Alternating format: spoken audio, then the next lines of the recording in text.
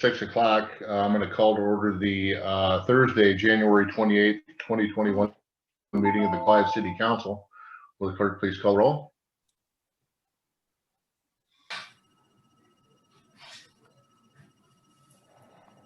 One moment, Your Honor.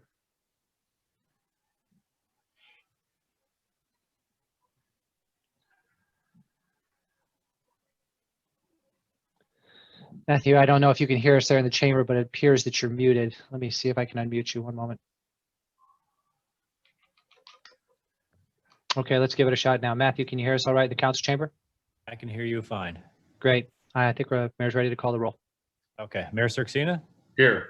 Council members Klein, Here. Edwards, Here. McCoy, Here. Judkins, Here. and Weaver. Here. Well, all present and accounted for. Nice to see everybody. Happy Thursday, and happy Thursday after 13-inch snow in the great community of Clive, Iowa. I've got to start out with a shout out to our crews and to everybody staff related that helped us manage probably one of the larger storms I've seen in quite a while. So great job, everybody, and thank you. Again, welcome everybody that's joining us. It's our tradition to cite the Pledge of Allegiance even in a virtual meeting, and we have young Dominic Purcell from Troop 208 that's here to do that for us. And Dominic, if you could unmute yourself and just introduce yourself and tell us about yourself, and then lead us in the pledge, if you would. My name is Dominic Purcell, and I like the NFL. Like the NFL, huh? All right. Fantastic. Well, would you be so kind now to lead us in the Pledge of Allegiance? Now, remember that you'll be the one saying it, and we're going to all mute, so we'll have good sound quality, okay? Yes, sir. We're ready when you are. I pledge allegiance to the flag of the United States of America and to the republic for which it stands, one nation, under God, indivisible, with liberty and justice for all. Dominic, outstanding job, young man. Thank you, and we hope you can come back and lead us again sometime, okay? Thank you, sir. Thank you. Okay, the next item is approval of the agenda. I'm not aware of any changes. Move approval. Second. Moved by John, seconded by Eric. Any discussion? All those in favor say aye. Aye. Those opposed? The agenda is approved. Okay, the next item is citizens presentation. This is where anybody joining us on the meeting that would like to address the council on an item that is not on the agenda this evening. This is the time to do that. And if you're here, please make yourself known to Pete so he can get you plugged in. And folks, the best way to let me know that you'd like to say something would be to use the raise hand function at the bottom of your screen. At the black bar, there's a number of icons. One of them is participants. You can click on that and a separate window will open. And at the bottom of that window, you'll see a prompt where you can raise your hand.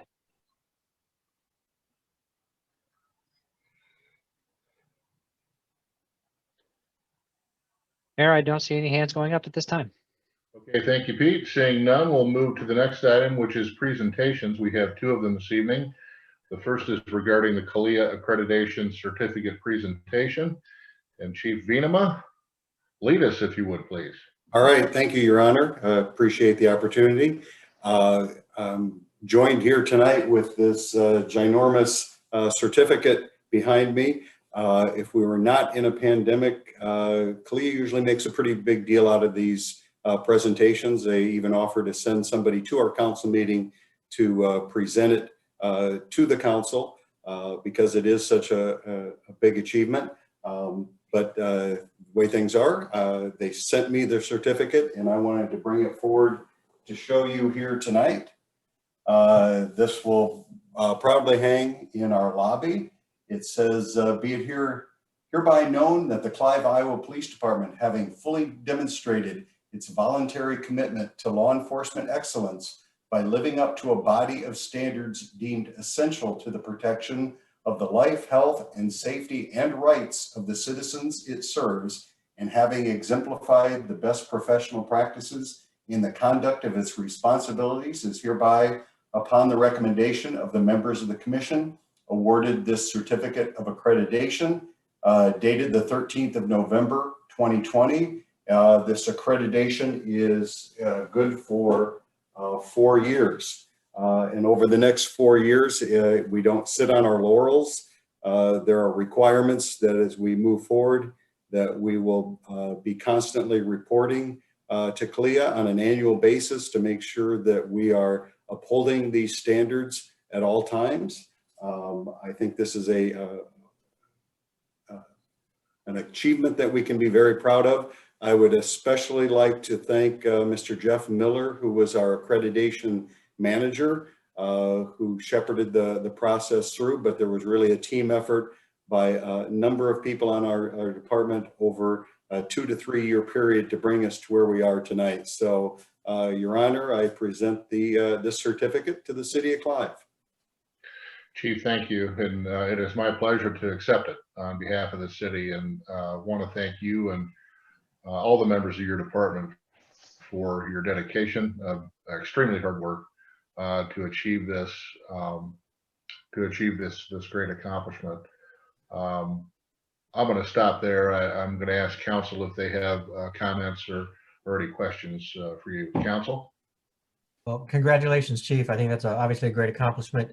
Do we have any of our neighbors that have a similar accreditation? In the Des Moines Metro, the only other 2 agencies that are accredited are West Des Moines and Urbandale.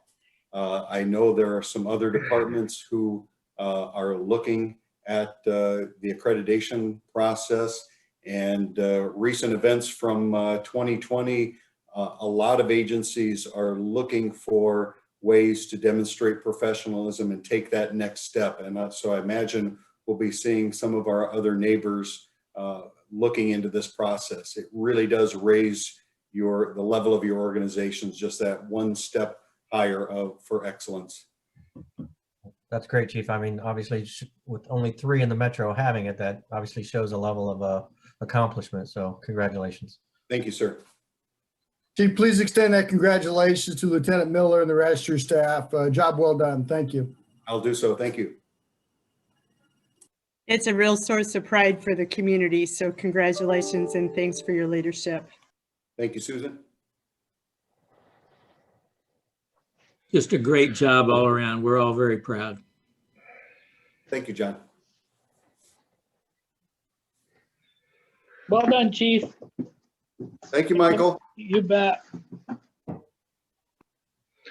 Well, Chief, outstanding. Again, look forward to seeing that very nice award in person at some point in the near future. And again, just a real demonstration of the department's commitment, ongoing commitment to excellence. So all very proud, and thank you again. Congratulations. Thank you, sir. Okay, the next presentation is really and this is always exciting, the introduction of new firefighters. We have Alyssa Fury and Luke Clement, and Chief Rowe is going to bring them forward for us. Thank you, Mayor. It's like you said, it's very exciting to introduce a couple of fantastic additions to the Clive Fire Department. A little bit about Luke. He's been a paramedic since 2004. He has experience with Johnson County, Kansas, the Newton Fire Department, the Indy Racing League, and the Altoona Fire Department. And for 14 years, he was the director of track services at the Newton Speedway. So he brings a lot of experience and some interesting life backgrounds to the job. Alyssa, she recently completed her paramedic certification. She has experience with Waukee Fire, Indianola Fire, and has general manager experience with Caribou Coffee. Alyssa also holds a Bachelor of Science degree from the University of Minnesota Crookston in Animal and Equine Science. So excited to have them. They've gone through their orientation. They're both on shift now, and just very excited to have them with us. I'll turn it over to you, Mayor. Chief, thank you. Alyssa and Luke, congratulations. Welcome aboard. You don't need me to tell you that you're joining a great team. And so we're proud of you for your commitment.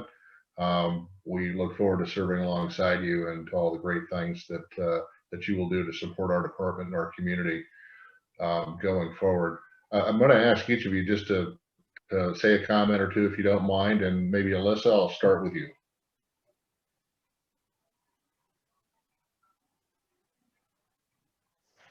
Hi, sorry. Yeah, I guess Chief Rowe kind of introduced me best. I have some experience with fire with Waukee and Indianola, but I'm a very new paramedic. I'm actually on shift right now at the fire department. Really enjoying it and really looking forward to continuing to work with and serve the citizens of the community of Clive. Well, outstanding. I want to know if you have any connections to Caribou Coffee still. If that's still, yeah. I actually That's managed what's the up. one in Clive, and I still know most of the staff, and I trained the manager, so I do actually.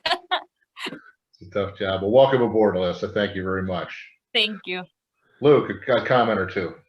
Yeah, I just want to thank the city and everyone, Chief Rowe, for the opportunity. It's been a great experience so far. I'm looking forward to the future. Yeah, we've been on shift for a few days.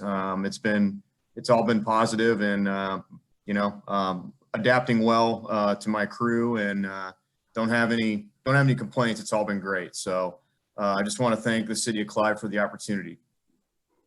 Well, great to have you alongside. So Luke, welcome. Thank you both. And again, we'll look forward to following your outstanding progress for the department. Thank you. You bet. Thank you, Chief Rowe. Hey, I wanted Okay, to we'll move now to consent items. I'd entertain a resolution. I'll move that with a minor edit to the council minutes to replace the word absent with the phrase delayed due to technology joined at 6:04 p.m. I'll second. I trust that was regarding your late arrival. You don't have to make more of it, Mayor. I'll third that. I'll third that one, and he wasn't late. Technology delayed him. Thank you very much. It's been moved, second, and thirded with said notations. Any further discussion? Seeing none, would the council please vote?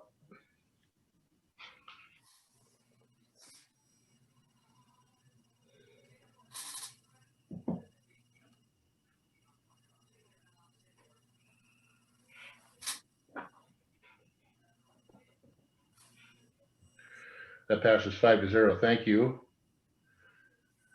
Okay, we'll move to action items now. The first is a public hearing regarding the vacation of landscape buffer easement at Verona Hills South, Plat 2, lots 13 and 18. And Matthew, did we publish appropriate public notice? Yes, Your Honor. It was published January 18th, 2021 in the Des Moines Register. Thank you, Matthew. Amanda, lead us, please. Mayor, Council, good evening. So this is a fairly simple vacation of a landscape buffer easement. The buffer easement was established at the time of the plat. At that point, staff wasn't sure what was going to be built south of that area. It ended up being Canary Park. So we feel there is no longer a reason to limit those 5 adjacent property owners on where they can place sheds and other types of accessory uses. So a property owner came forward wanting to add something in their backyard. We said, well, you got the easement. But as we looked at it, we said we might as well just vacate for those 5 properties that are impacted to remove that hurdle for all of those properties at once, rather than having each of them come forward for first amendments when they want to make those improvements. So with that, staff would recommend vacating this easement. Questions for Amanda, Council? Move to close public hearing. Move the resolution. It's been moved by John, seconded by Eric to close the public hearing. Before we do, is there anybody here to speak on this item? If so, make yourself known to Pete, and he can get you connected with us. Again, folks, the best way to do that is using the hand raise function. Mayor, I do not see any hands going up. Seeing none, will the council please vote to close the public hearing?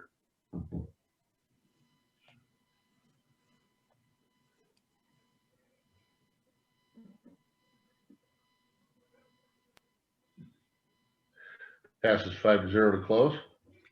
Move the resolution vacating the landscape buffer easement. Second. Moved by John, seconded by Eric. Further discussion? Seeing none, will the council please vote?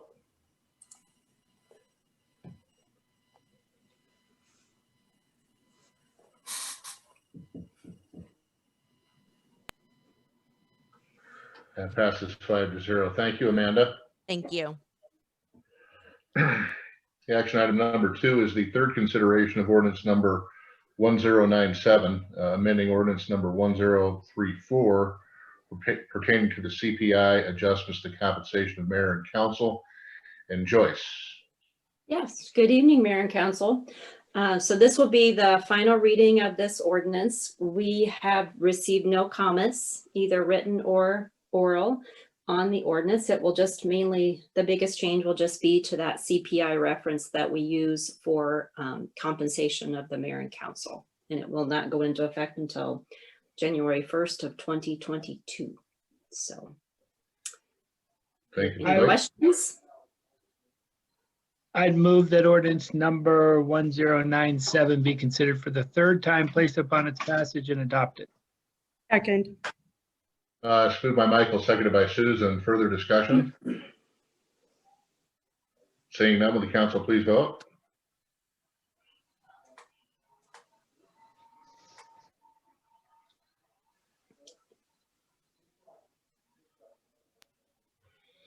That passes 5-0.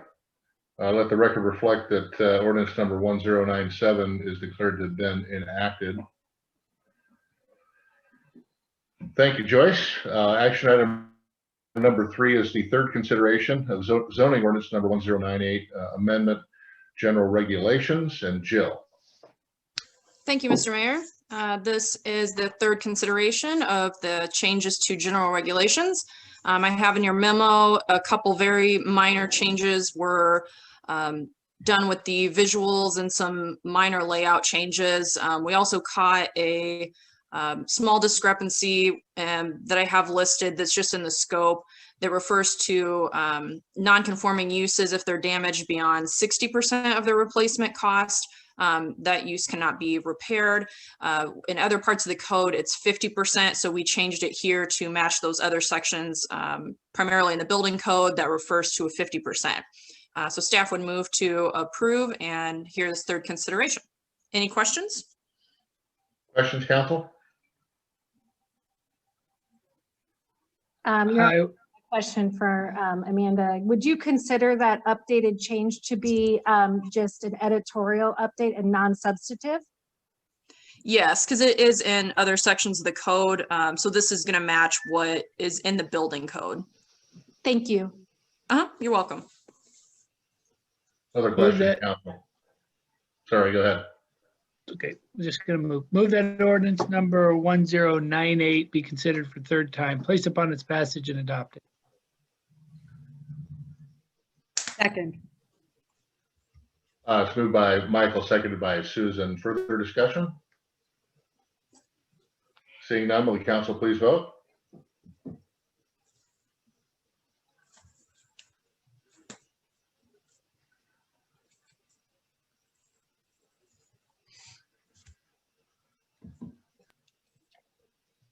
That passes 5-0. Thank you, Jill. Thank you. Okay, action item number 4 is FY22 budget, general fund and trust and agency fund. And Matt, you'll lead us with that, please. Thank you, Your Honor. Tonight is the second workshop of the city manager's proposed FY 2021-22 operating budget. And tonight we'll be focused on really a majority of the city departments through the general fund and the trust and agency fund, where I'll provide an overview of trust and agency to start, and then jump into the general fund with a history, departmental budget requests that each department director will go through, and then I'll follow up at the end with my recommendation. But to start off, we'll start off with Joyce will start off to go through the trust and agency fund and the general fund budget history. Joyce? Sure. Good evening again. We'll start off with trust and agency. As you know, in the past, that is our fund that pays for the health insurance, employee health insurance, our property and liability cost, in addition to the cybersecurity policy that we took out this year, workers' comp, and then our police pensions, which we switched over in 2017, fiscal year 2017. And the levy had been at $1.34, and then it went to $1.59, and it has remained consistent in that since then. One of the other costs that we have in that fund is the retiree health insurance cost. And those expenses are offset by the reimbursements that we get back from employees per what we have laid out in the personnel policy manual. So that number from year to year ebbs and flows depending on how many people we have retiring, and then based on their tenure, how much they're paying the city back for those health insurance premiums. So that's why you see that number change and flux. So for the upcoming budget year, we anticipate the increases in expenditures at 1.5%, and the revenues to increase by 5.1%. And that is due to the property tax growth and then the transfers that we have coming in from the other supporting funds, the road use tax and utilities. So, and based on our trending for our insurance claims, we have been able to project in that budget year just a 5% increase, and then in the out years, 7.5%, where in the past we've had to, we have put in 10%. So that will give us some savings in that regard. And also, in addition to our claims trending down, we've got our wellness program fully implemented now. So I feel like that also lends to some of those claims trending down. And I feel like it's in good shape. We'll have to continue to monitor that in the future, but I really feel like we're in a good place. One thing with our insurance cost, especially like our work comp, today we received some good news. I feel like we're going to be well within what we projected for next year, because we got notice today, like on our renewal, that it looks like it'll be going, our discount that we get right off the top will be going down a little over 10% for next year, which is wonderful news. And that has direct correlation to our claims experience. So that was nice news to get today. So does anybody have any questions in that fund particularly before we move on? Okay. Well, let's move on then to the general fund, where we have our actuals that came in for the year. We originally projected, when we did the budget, we were going to have a little over $1,000 surplus, and we actually ended up with about $47,000 in surplus. And then our expenses were right at about a little over $1 million less in expenses than projections. And I think a lot of that has to do with COVID impacts from the fiscal year end. Of course, we would have liked to have seen our revenues come in higher, but just how the pandemic had its impacts. And as far as our expenditures go, I mean, we had some revenues that were down. Obviously, our hotel motel was impacted by that, which is in the general fund. And then also our revenues for parks and pool were down. But then on the expense side, we had less hotel motel allocations as well as all the other general fund expenses. So we ended up actually with our surplus balance in the end grew to 34.3%, and we originally had projected it to end at about 28.8. So overall, even with the pandemic and everybody's help keeping a good eye on expenses, I think we handled the pandemic fairly well, and we did follow through with our phase 2 of the flood prone property buyout. So overall, pretty good year. At this year, we ended up spending about 94.2% of what we budgeted, less the salary, wages, and cost. And compared to last year in fiscal year 19, we ended up at 96.2%. So any questions there? Well, Joyce, just a comment that that's a pretty darn good slide, Yeah. given the circumstances of 2020. So, Yes. so thank you for that.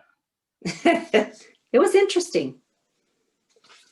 It was interesting. And actually, this next slide, when I was starting to go through the numbers, it's like, I mean, when you think back to when we approved the 2021 budget in March, everything changed.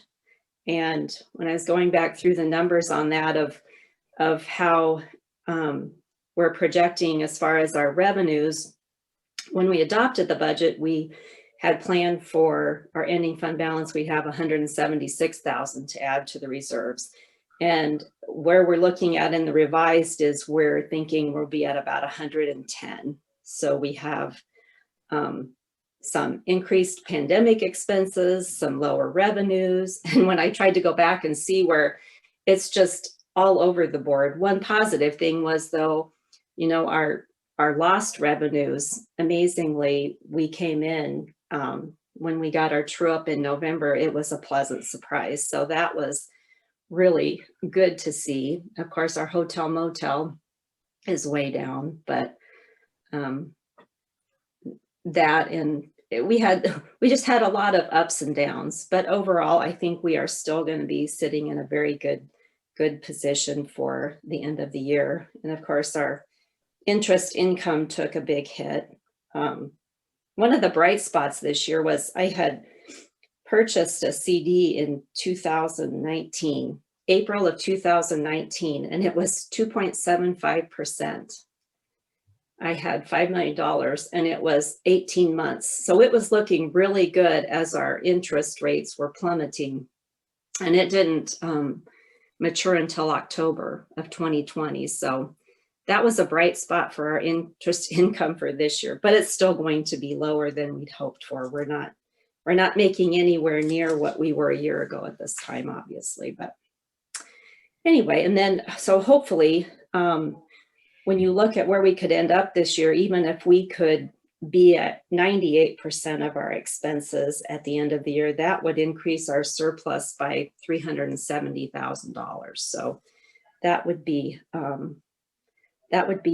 a good way to end the year. And then if we have a balance that's in excess of that 31%, we could have additional discussions then with you and maybe in July about a third phase of the flood prone property buyout program. There isn't anything in this budget year, but so hopefully when we approve the budget, we hope to have 29.7% cash balance of our expenditures, and we're at revised, we're shooting for 31.9%. So. Hey, Joyce or Matt, I probably know this, but I can't remember. Do we have a policy regarding too much surplus? Like if we get to a certain balance that we need to invest it or do something with it? Yeah, Councilmember Weaver, the policy that we have currently is 25% target, 20% floor. We don't necessarily have a cap on that. Okay. And that was part of our thought process when we were starting with the flood prone property buyout program, was looking at any of those excess reserves above 30% as, you know, being some of those reserves that the council could use for special projects like that happen to come up at that time, or any others. But we don't necessarily, I'm trying to remember though, Joyce, I think there was maybe a top end cap of 35%. Yeah, 35%. Mm-hmm. So we did, and that is in your financial policies. For 35% the cap then. Yeah, 35% cap, where we would, you know, not budget above that number. Now, of course, it's always kind of a moving target when you, especially when we dealt with a year like this last year, where you're going to have expenses that are going to drop and revenues that are going to drop. And so those percentages will float around. But the idea behind that financial policy is when we budget, that we don't budget above 35 or below 20, and we try to shoot that 25 to 30% range as our sweet spot. But that's just a budget target. And I'm just totally speaking in hypothetical here. Right. We're nowhere near this situation, but you can have too much surplus, right? And where you could use the money better in a different way. And so I just wasn't sure. I couldn't remember if we had a policy on that or not. That might be something I want to think about. No, we definitely do. And you're exactly right, Councilmember Weaver, that we definitely want to be mindful to our taxpayers of not, having excess cash reserves by any means, and making sure that those resources are being used appropriately. Right. Okay. Thank you. Yeah, and again, I think this is a comment, that's really a self-imposed cap and floor for us. We've always kind of operated within those ranges. But to Ted's point, you can't have too much surplus. And so I just think it's interesting. There are other cities that are close to us that have larger surpluses than 35%. So, but to Matt's point, the flip side of that is that we have to be mindful that that we're using resources appropriately and cash in, cash out as close as possible. Thanks, Matt. Other questions or comments on this slide? Yeah, one more comment on that. Joyce, well done on the CD. I mean, it sounds, it's just a factor of the years, but I would imagine you work with PFM and others to ladder those investments. And by laddering them properly, you get those benefits of a 2-point-some% interest, and it's a downtime now, but you'll pick it back up in a year or two, and you'll get that $5 million back in there somewhere. Yeah. At a better rate. So it's a most responsible way of doing it, as well as those cash reserves. I think we've talked about it before. I agree. You can have too much cash reserves, if nothing else, just by perception of the outside. But haven't I heard us paying down some of our debt early, or bonds early, or that type of thing?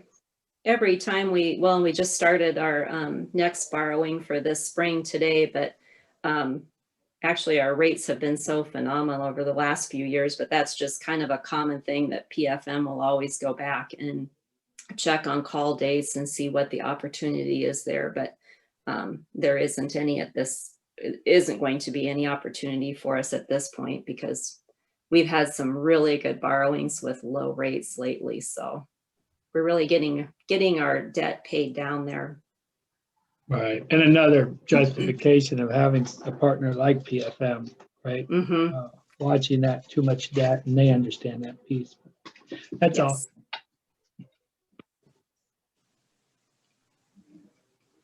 Okay. Next slide. Okay, now to get into our just the general fund overview. This is our main operating fund for the city. The majority of our departments flow through here.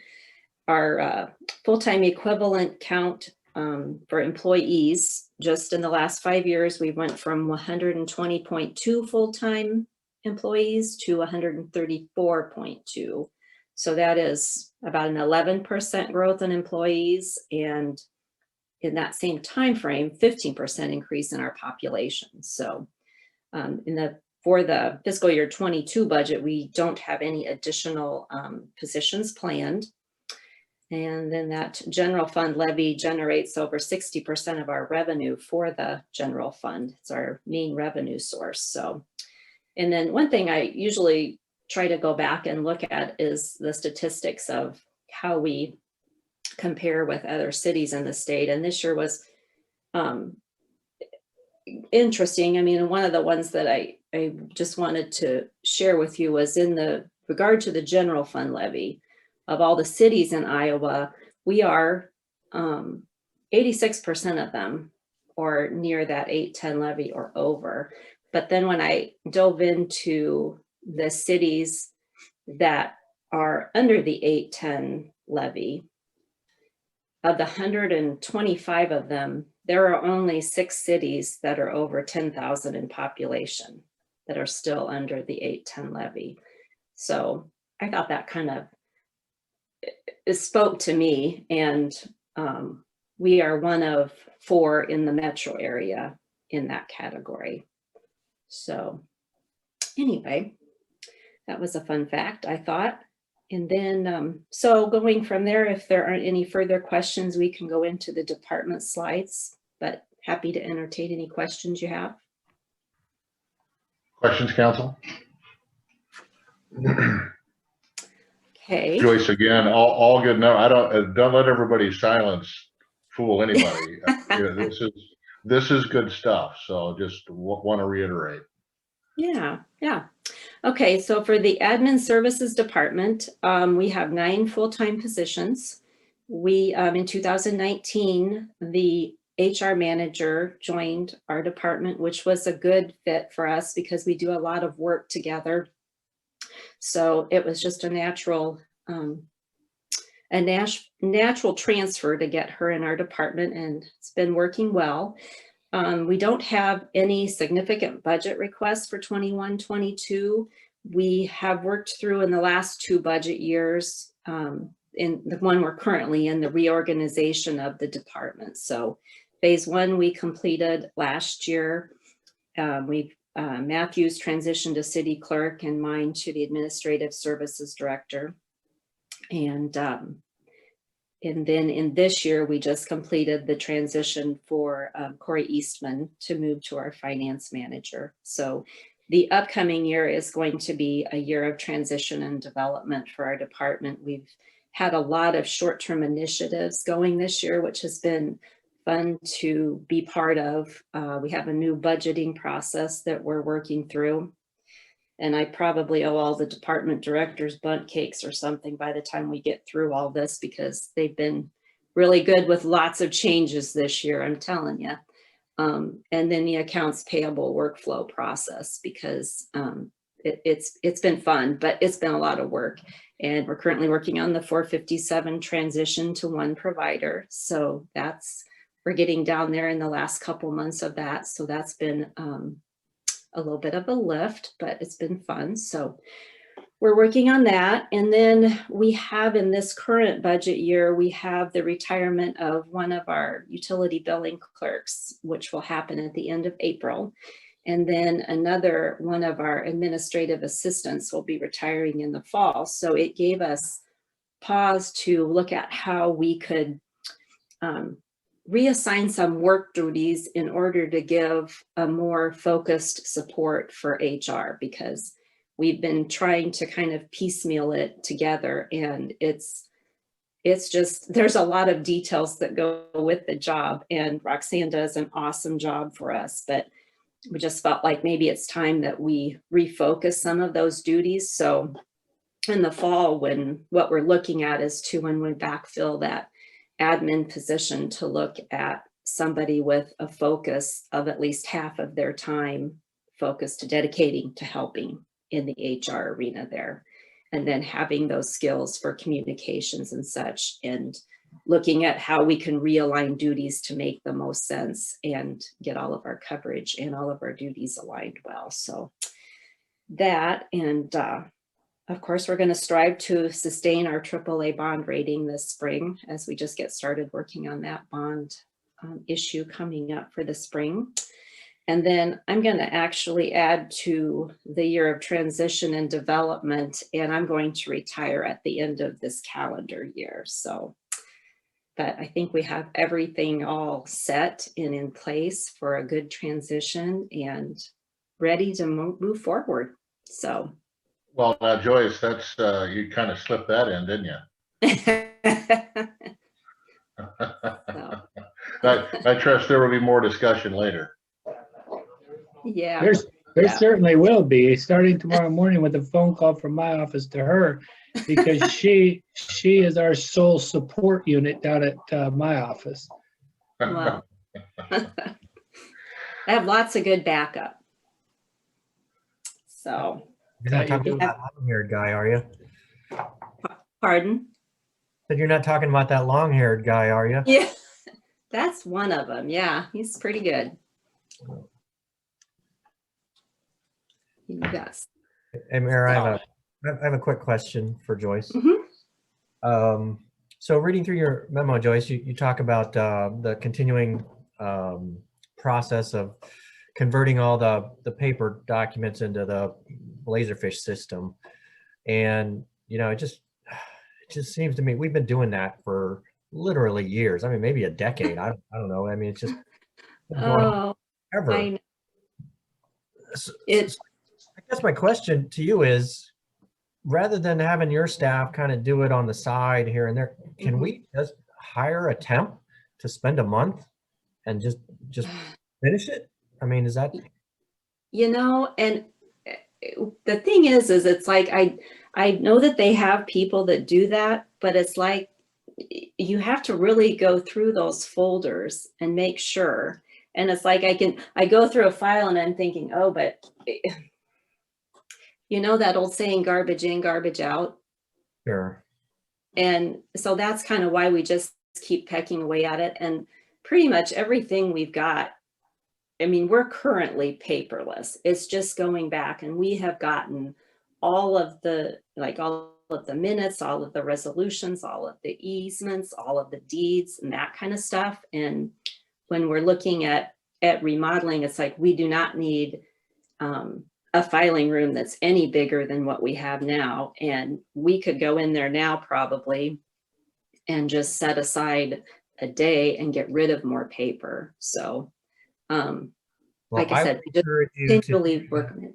Yeah, I would encourage you to think about just bringing on a temp and training them for however long it needs to be trained, and just be done with it. You know, and I'm sure we can find the money to pay a temp for however long it would take, and just get. It just has been so long. Every year I seem to see we're still converting those documents. Yes, we've made a lot of progress. Joyce, how much do you think is there, Joyce? I should go. I used to go in and look and see. And Matthew, I don't know, maybe, I don't know if you. I'm happy to jump in and make comments. Sure. To Ted's point regarding hiring a temp and getting stuff in. If you look back at like 4 years ago, we did do that. And that's when we got the real simple documents scanned in, like the minutes, the easements, the agendas, all of those very standardized documents were scanned in by temps.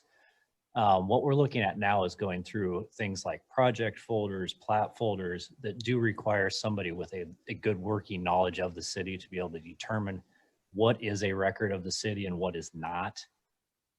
We don't want to risk eliminating documents that are important or that we legally have to have, but we also don't want to just scan for the sake of scanning and fill up servers and servers of paper for no reason. So hopefully that helps kind of clarify what it is we're doing. Yeah, fair enough. And, you know, when we talk about it used to kind of be the running joke. If anybody had light duty, we snagged them. Yes. So we know anybody that couldn't do their job because they had gotten hurt or whatever, they would come in and help us scan. And we got to know some of them quite well. So they were wonderful help for us. They advanced our program. Well, with all that being said, I am certain that Joyce, you and your team will determine the best way to work through that. We will continue to navigate that. Yes. Thank you. I'd like it to go on the record that talking about Laserfish and scanning, that I never even said anything to the police chief on this one, and mentioned that I think he's on second decade of doing that over there.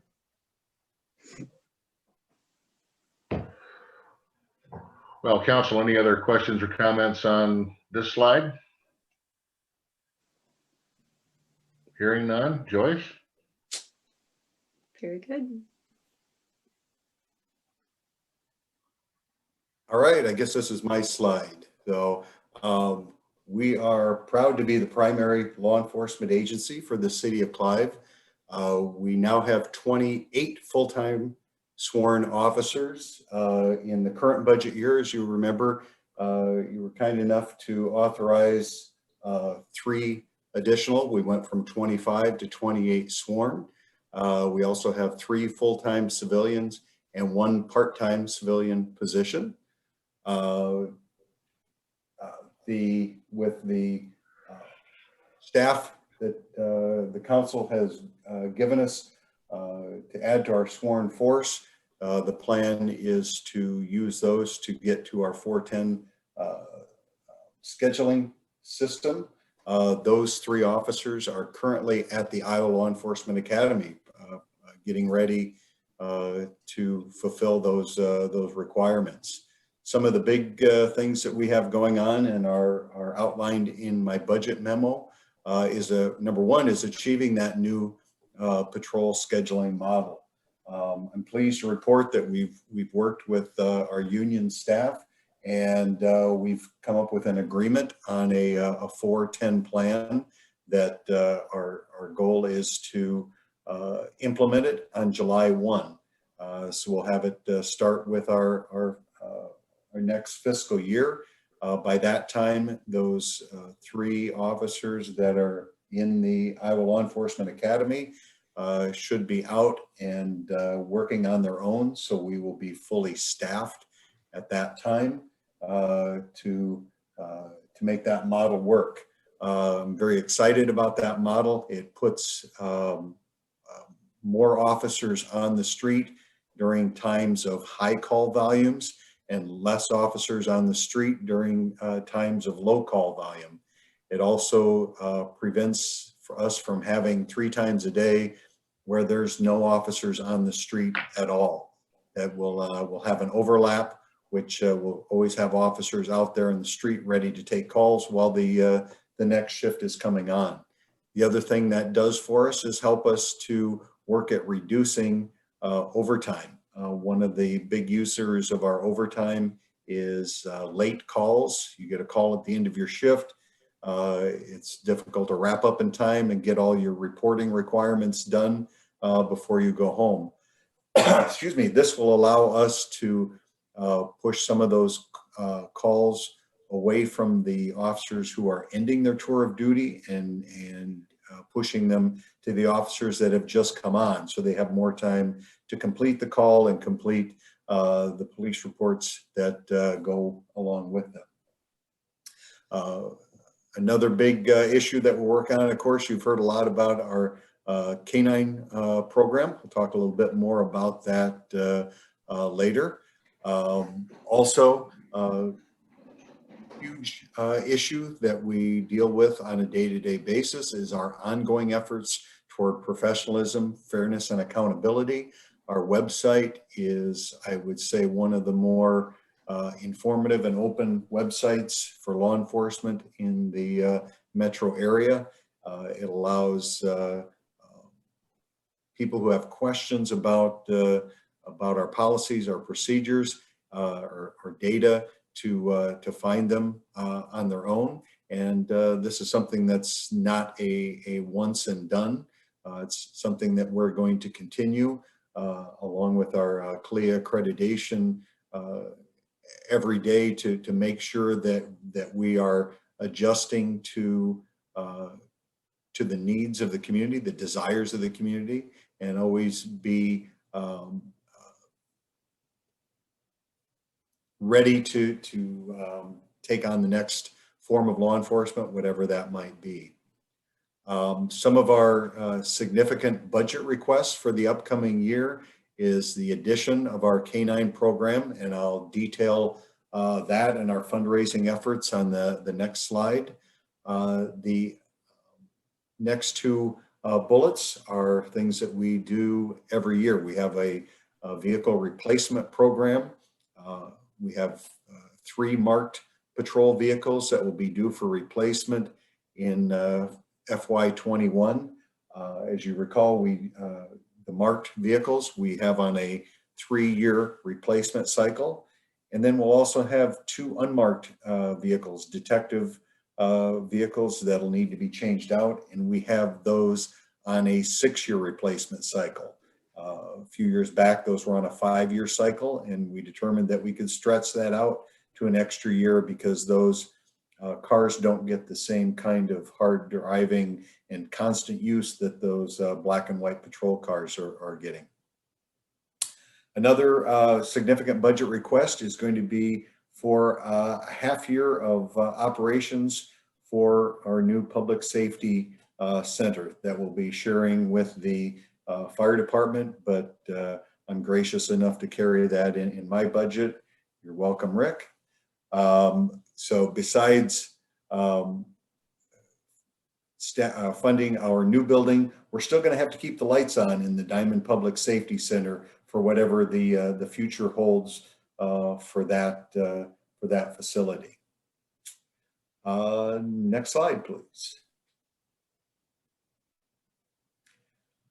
All right, this one I'm very excited about. As you know, we've been doing a lot of ongoing fundraising for our proposed K-9 program.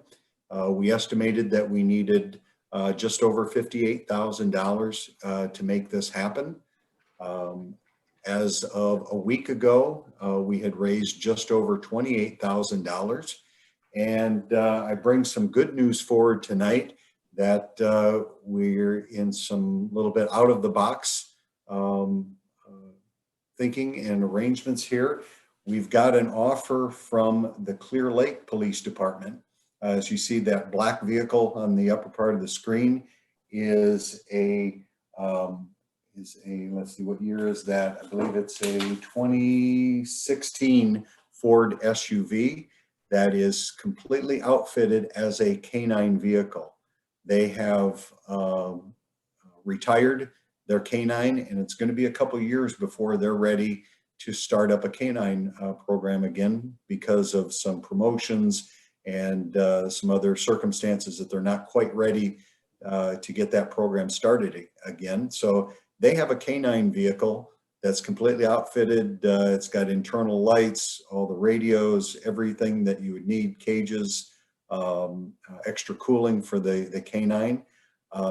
They don't really need that vehicle. What they do need is a general purpose vehicle to send officers out of town to schools, to run errands. So we met with them, and they are offering to trade a 2016 completely outfitted Ford SUV for that white vehicle there, which is a 2014 Ford Explorer. You might recognize that. It used to be the chief's vehicle, and since that was replaced, that has been used for transporting officers to schools, running errands, also as a backup detective vehicle when we get 13 inches of snow and they can't drive their little sedans. So we have valued this in-kind contribution trade from Clear Lake to be $22,000 worth of equipment that is going to be in that vehicle. So if you take the cash raised with an in-kind contribution from Clear Lake, we have now raised just over $50,000. And I think this puts us in a great position to be ready to move forward to the next step in this program. You see pictured below there is Zaran. Zaran is a 14-month-old Dutch Shepherd.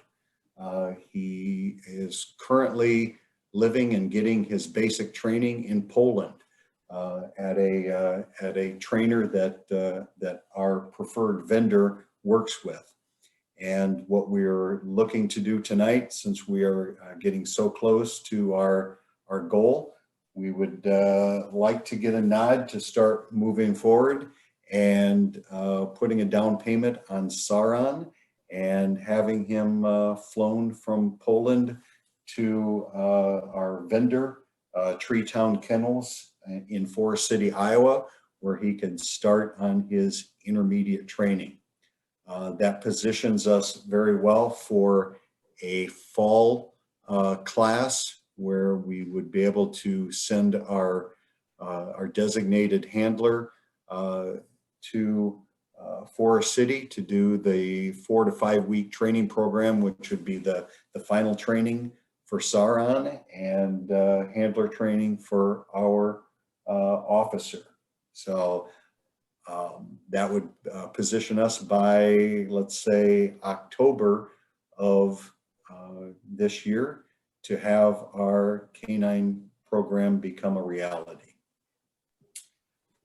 Hey, Chief? Yes. Can I just go back to the Clear Lake piece? Because I think, if I'm not mistaken, it's kind of even a cooler story than that, right? That is, the police chief up there has a past with Clive.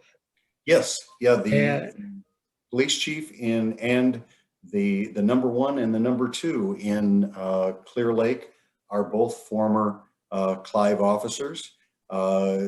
And they noticed our fundraising efforts. They knew what we needed, and they knew that a big part of what we needed was going to be the expense of the outfitting of that car. And they were good enough to say, hey, look, we have we don't have a need for this.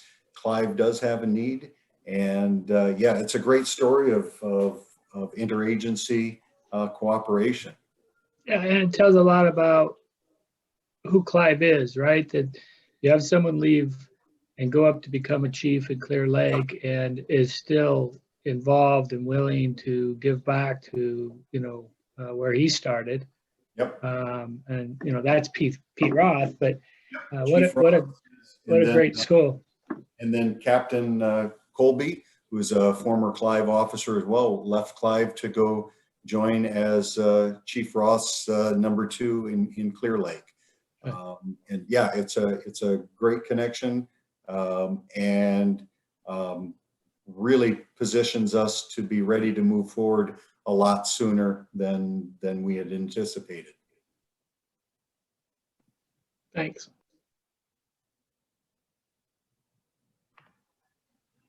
Any other questions or comments, council, on this one? That is a great story, Michael. Thank you for bringing that aspect of it up. Great stuff. Yeah, I just have 2 quick things. So Chief, obviously this is the startup cost. Can you remind us what the ongoing estimated costs are? About $5,000 a year. Yeah, it's going to be just your normal vet bills, normal dog food, checkups and things like that, as long as there's not a serious health condition. And we've gotten, while we're doing fundraising, we've gotten some good feedback from area pet stores and area vets offering either discounted or free services for a canine. And once this becomes a reality, we're certainly going to explore those options. And we really think when you put a face on this program, a furry face on this program, that we're going to be able to push this over the top on our funding. We've even got some outreach from KCCI that would like to come out and do a story about Clive raising money for a canine program. So free media like that would really help us out. Yeah, that's awesome. Let Pete do some of his magic. So last question, non-canine related. In your budget, I saw that your training budget for the upcoming year is more than half less than the previous year. Is that because of COVID, or is that because no new hires, or what's going on there?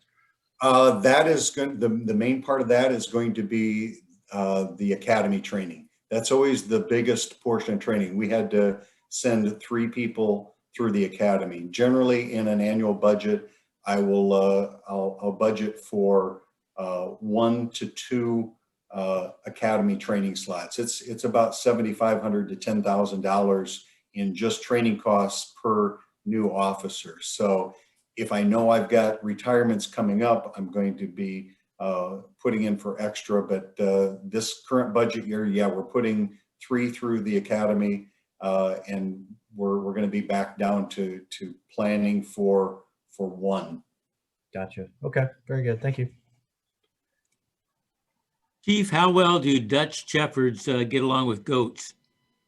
According to my fellow Dutchman, Pete de Cook, Dutch shepherds are the best dog possible. We're for our heritage, we think that's a great pick.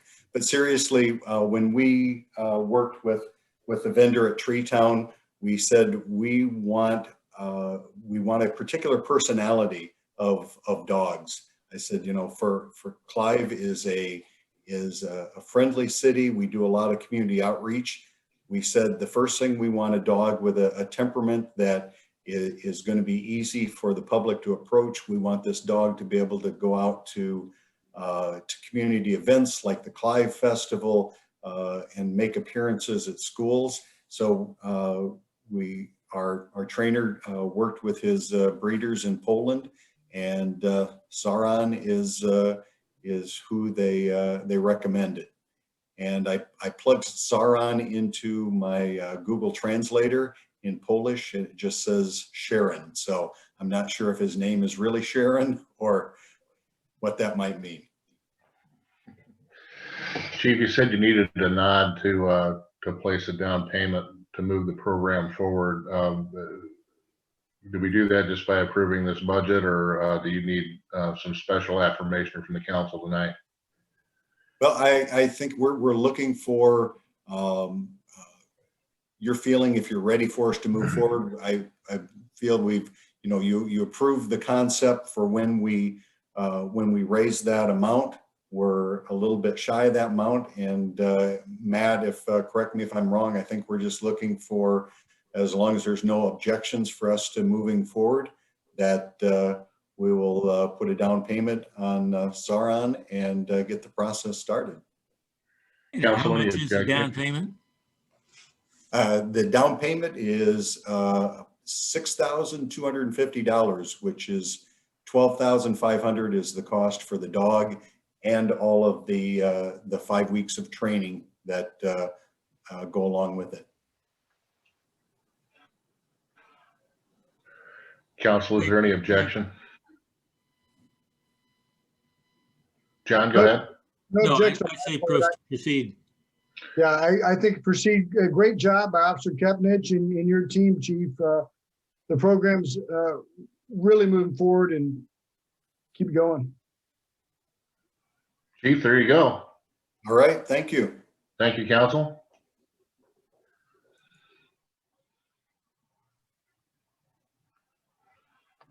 All right, looks like I'm up next with the fire department, and really no changes on the number of staffing. We've got 20 full-time, and we fluctuate right around 30 part-time positions to fill our needs. Current trends and issues outlined in the budget memo. With our long, thin city, it's unique to deliver service to, so we've got the two arrangements that work very well with Urbandale and with West Des Moines. With Urbandale Station 43, as you'll remember, that opened in March of 2020. It's a contract for service arrangement with Urbandale. And as that station matures, we should start seeing the expenses level out over the next few years. The fiscal year, the budget we're planning for right now will be the first year that it's staffed with all 18 positions to provide 6 people a day around the clock. There is a federal grant that was received where we do get a little bit of credit back on that every year. So we'll get that for the next 2 fiscal years, and then that will phase out. But overall, that station is operating very, very well. The West Side Station with West Des Moines, that's been in place since the early 1990s. As you're aware, the arrangement with that station is transitioning from a joint ownership to more of a contract for service arrangement, similar to Station 43. So that that station continues to deliver very well. The budget shown on Joyce's side will show a buyout in the current fiscal year. One of the payments, and it's in the 400,000 range. So we'll see that for this budget year, and then the budget year that follows this one, and then those payments will be over. But overall, those work very well for delivering service to our long, thin city. The new public safety center, Chief Mike talked about that a little bit, and how he graciously pays the overhead cost for that. So we're excited about that. The other issues in our budget, we have 6 paramedics that we're reimbursing for training through an employment agreement we had with them. So really over the next 2 fiscal years, we'll be paying about $18,000 a year in paramedic reimbursements. We did get lucky in some ways with the 2 new employees that you met earlier tonight. Both of those come to us with paramedic certifications, so we don't have the liability we would if we had to train somebody from scratch. And then there are a few equipment purchases outlined in the budget memo. Most of those are replacement upgrades for things that we've been using and are positioned to replace those. There are a couple of smaller items related to the new facility communication dashboard system, and then the annual service agreement for our station alerting system. When you look at more significant budget items, there is an ambulance remount in there. Our current plan is after we buy an ambulance, we'll use it for 8 years and then refurbish the box, put it on a different chassis, and then use it for another 8 years. So we're getting, we'd be closer to that $200,000 range if we were doing an all new ambulance. And we've done 1 remount, and we're very happy with that. So we think this one will work well for us to do it on our next up ambulance. And of course, the operational expenses Chief Mike talked about. Any specific questions you have on the fire budget? And just to clarify for the council in terms of this is Matt, how we're setting up the operational costs for the new facility is previously the costs were for Diamond Public Safety, or how we have it today is in the police department's budget. With the new facility, we wanted to kind of reset how we were doing those facility costs, and we're actually showing that in a facility budget now rather than putting it in a specifically police or fire budget. And so we showed it on both slides here. It's $36,000 total for the half year. It's not 36 and 36. So that's our estimated cost, just kind of based on the energy report for utilities that we had through Mid-American as we were designing the building. And so our hope is to kind of centralize some of those costs related to general fund related facilities. And so it's not necessarily borne in either the police or fire budgets, but it's in the city's general kind of budget for facilities, just to clarify that. So Chief Mena isn't picking up the cost for the facilities for Rick. It is all shared across the city. Chief, I've got a question for you. Last couple of years, we've done some staffing changes with Clive Fire. How does retention, those changes we've done, how has that affected retention, and how do you feel about retention moving forward to this next budgeting year? You know, sometimes the folks will get trained up and qualified and then jump ship to another department for a potential full-time job. So what's your thoughts on staffing changes and retention? Sure, that's an interesting question. We've had over the last roughly 3 years, we've had 4 or maybe 5 full-time employees that have switched from full-time to part-time. They have, just an example, we had one that was offered a position to be in charge of all the fire and EMS training programs at DMAC.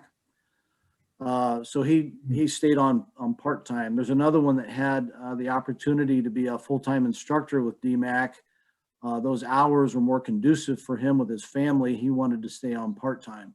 So we have a handful of examples like that. I don't know, sometimes I don't know whether to feel bad because they've left full-time employment with us, or to feel good that they still think enough about Clive that they stayed on part-time. So I like to be the optimist in that. The other part of that is that in the last 2.5 years, we've just hired we're hiring 2 part-time people. We haven't done that for 2.5 years, which is really unusual for us. And the reason is that we've been able to maintain the staffing levels that we want. We've had a little dip the last couple months, and most of that is because of COVID quarantines, where we have to keep people out for a little bit. But I think that with Alyssa and Luke that you met, hired full-time, and then our 2 part-time, I think we're looking good. And, you know, never say never, but I think our current staffing model, the mix of full-time and part-time, will serve us well into the future.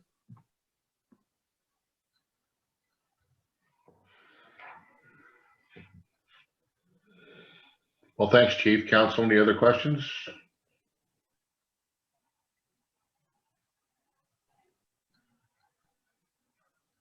All righty. Tonight represents my first time leading the Leisure Services team as part of this budget process. We are not requesting any changes to our staffing. We are 22 full-time people across Parks, Recreation, and Library. 5 part-time, that's a 5 part-time equivalent of full-time employees, which is represented by about 10 to 16 employees that help out at the library and make sure that we have those services going, as well as sometimes throughout different areas of the Parks and Recreation. And also 100+ seasonal positions that help run summer camps, the aquatic center, basically making sure that we're able to offer all the programs we do each summer. Like I said, this really represents my first year, and I've only known the pandemic since I've been at Clive, but I do want to just, you know, I've said it multiple times, but thank my team for being so proactive and figuring out different ways to offer programming in midst of a pandemic we haven't seen in the last 100 years. They were still able to offer aquatic swimming, lap swimming, swimming lessons. We still did most of our summer camps. We still did a lot of our athletic leagues. And the one thing that we're looking forward to here in 2021 is that we can hopefully get back to a little bit more normal season. But if that's not the case, we're prepared and we know how to deal and still offer these programs within a pandemic.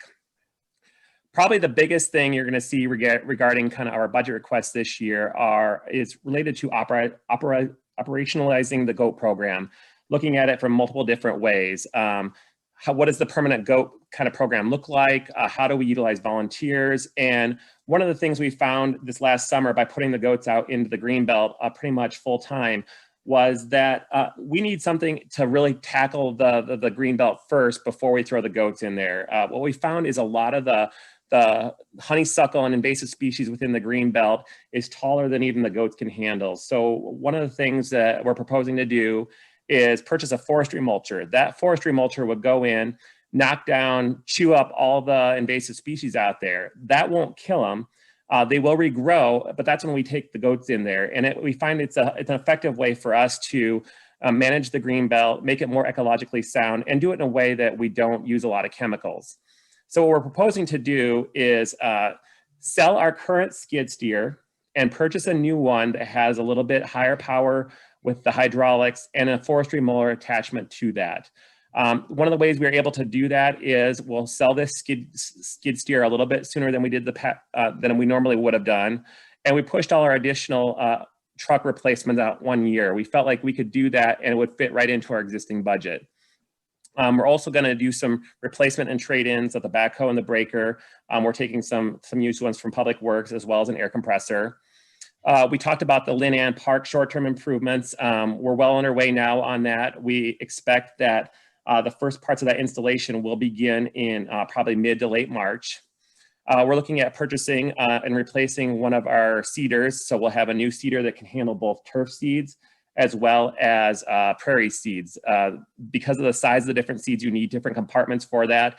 And that'll be very helpful for us switching between working on the ball fields or in a park or going into an area where we need to seed a prairie like we're going to be doing in a couple parks next summer.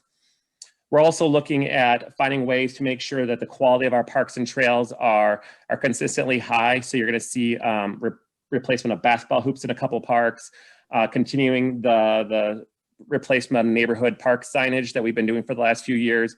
And then finally, looking at doing a few small repairs at the aquatic center, as well as replacing a couple spray features on the lazy river.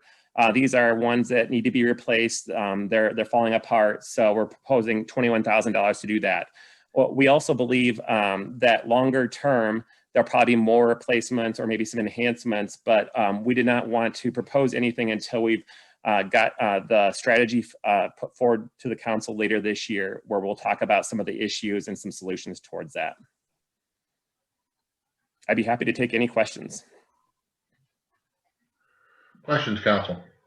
So is the skid steer, that's going to be on the capital equipment budget, not the general fund, right? I believe that's the case, but maybe Matt or Joyce. Yeah. Yes, Councilmember Weaver, that is the case. So the general fund provides a contribution, an annual contribution to the capital equipment budget. And majority of the equipment requests that you see on these slides are paid for out of the CEP fund, is what we call it.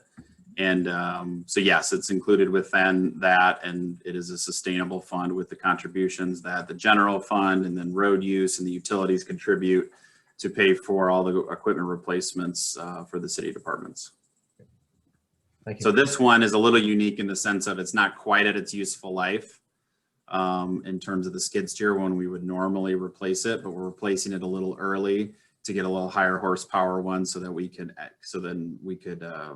activate or operate the mulcher attachment. So that is the little bit of change on this one. But really, don't you think that will wash out, because those things are so high dollar and the resale value of those things are incredible, right? So if you sell it a year or two early, you're still getting a heck of a lot more money for that thing. And it's probably a wash. So I like the idea. Yeah, absolutely. The $112,000 represents the purchase of the new skid steer and the forestry mulcher. We did not take off the cost of what we will get for sale of the existing one. So you're absolutely correct. We will get money that will reduce the overall new cost to the city. Richard, on your library budget, you allocated over $70,000 to adult books and young adult books, but most of the programming is all online. So are we really getting our best bang for the buck on that? If we're going online, yet we're still purchasing hard copies of books? Yeah, we have bumped up a little bit our digital book checkouts that we have had a lot increase this year, but we're still seeing a significant demand for books itself. People still like the physical book, even though more and more people are doing digital. Physical books are very popular and continue to be very popular. And I would say one area maybe we are starting to phase out some is some of the digital media. So like CDs, we're going to probably phase out the CD collection here in a little bit, as well as maybe some of the other media type things that have really been replaced by a lot of those digital services. But the physical books themselves continue to be very popular. Thank you. Mm-hmm. Hey, Richard, I was going to mention, I like your idea on the outside locker system. I think that makes a lot of sense, and I think there'll be some real good value out of that. Mm-hmm. Yeah, the hope is that, we can really find a system in the future that works well for the city, and maybe it's something that we can look at in the future to put at multiple locations across the community. Is there enough money in that Lanham Park to do the improvement, as well as, I would call it an improvement of that pond getting torn out? Yes, we believe so.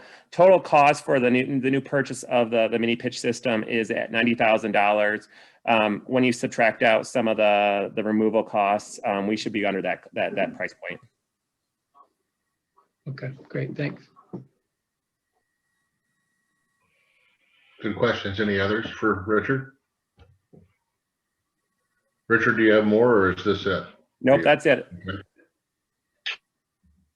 Well, thank you very much. Thank you. I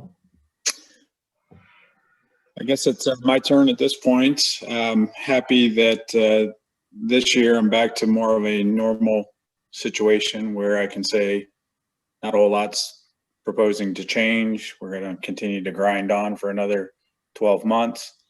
If you'll recall, last year we added an additional building inspector to help with the workload that we've been experiencing over the last 18 months or so. That has certainly continued with over 130 houses being built this year, and almost 60 million in total construction. We anticipate that that'll be pretty similar likelihood for this next 12 months based on the development activity that we've seen, and just anecdotally talking to the builders and other contractors, they're still swamped, and there doesn't seem to be a pause at this particular point. So provided that pandemic doesn't get worse and significantly affect the financial markets, I suspect we'll continue with a pretty robust construction season next year. So that being said, again, our budget is pretty status quo. I'd be happy to answer any questions that you might have, but we'll continue to deliver the service within the planning areas, both in terms of the specific projects that the department manages, in addition to the other projects that we support in other areas. We'll continue to deliver the service on the building inspection side. Again, hoping that we'll be able to transition back to a more traditional approach to those inspections and get back into a more comprehensive system for our rental inspections. And then we'll also obviously continue to stay abreast of any code related issues and deal with the code enforcement side of it. So that's community development in a nutshell, and I'd be happy to answer any questions. Questions, council, comments? Well, Mr. Mayor, if I can, I'm not sure if I should say this, I'll say it now, but it's not really to this. There's a property on 78th, right above printing place there. It's that old concrete building. And I know it's been in front of us what's wrong, Eric? It's been in front of us a half a dozen times or more. What is the situation with that place? And I see all kinds of stuff out on the curb, couches and other things. I've never seen anybody.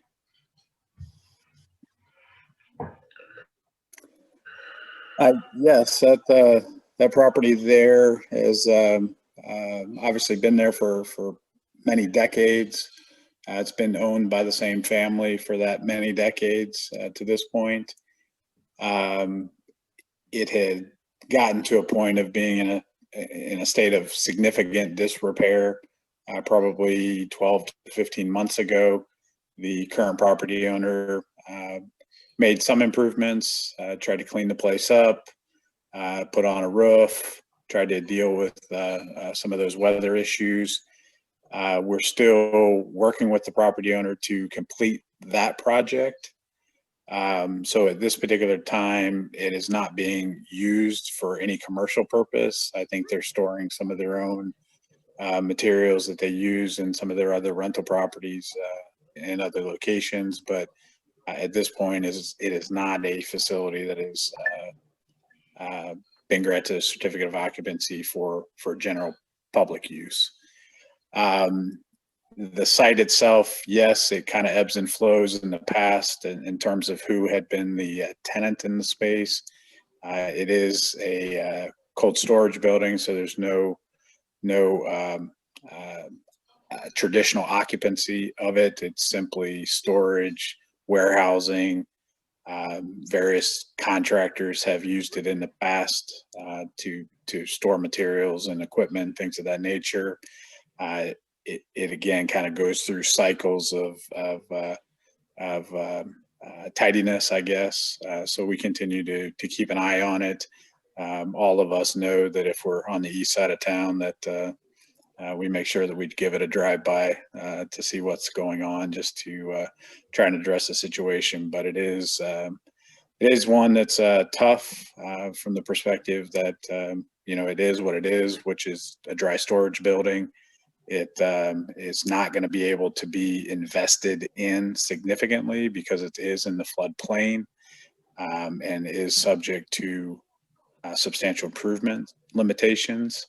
So, you know, really from my perspective, it's in that flood buyout area, and probably at some point its useful life will completely extinguish, and that property will get repurposed for whatever is gonna retake that flood property buyout area. Doug, as we talk about the next phase of the flood buyout, there's a couple properties, the one that Michael just referred to, but there's the other glass place, and there's several along that are in that floodplain. As we look to repurpose those lands with the flood buyout, what are our options to deal with some of those owners that perhaps don't want to participate in the program?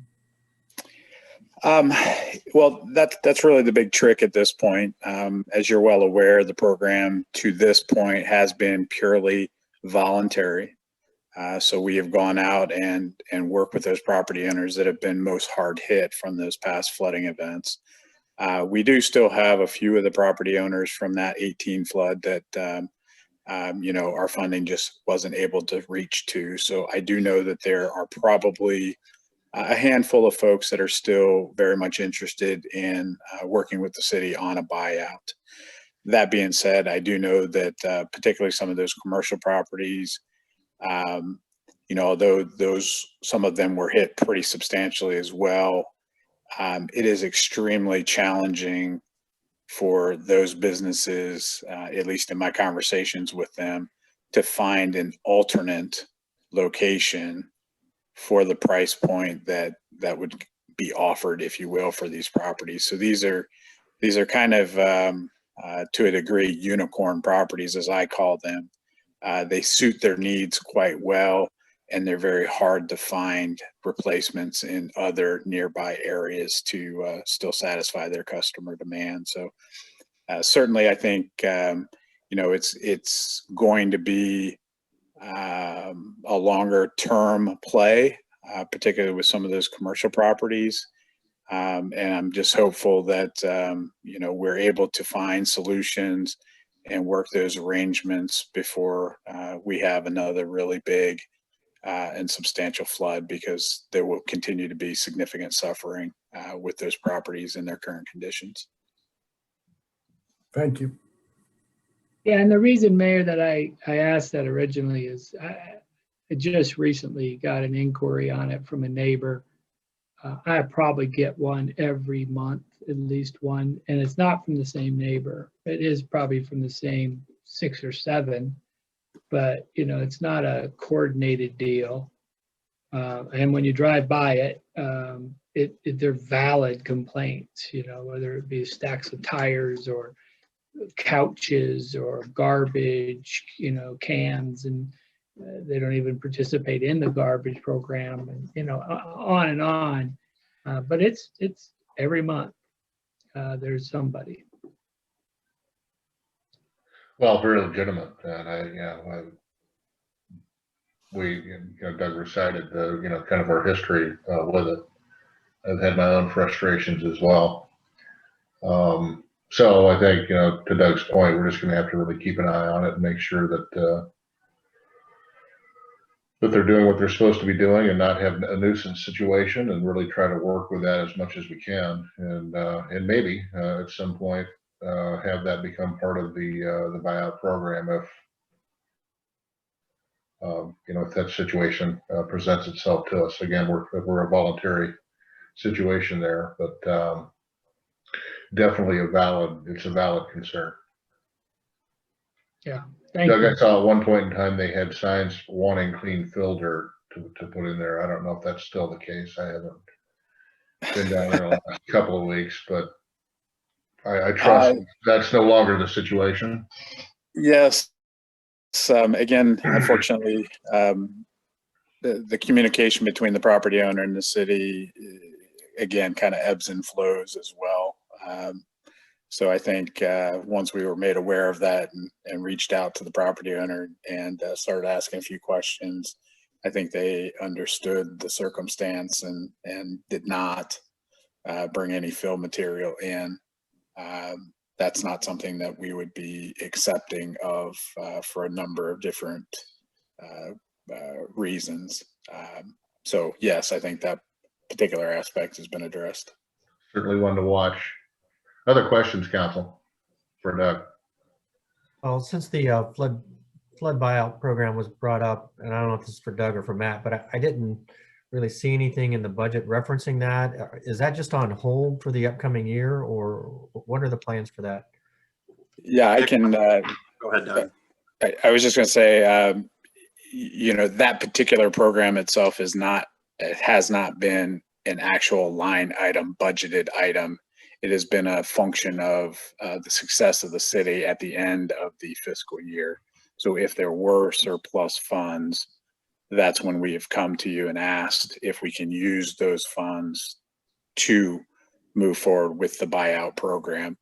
Because of the circumstances around the pandemic and the uncertainty of the budget and the ongoing needs that we may have, you know, Matt had suggested to you folks that we're simply going to put that on pause at this point.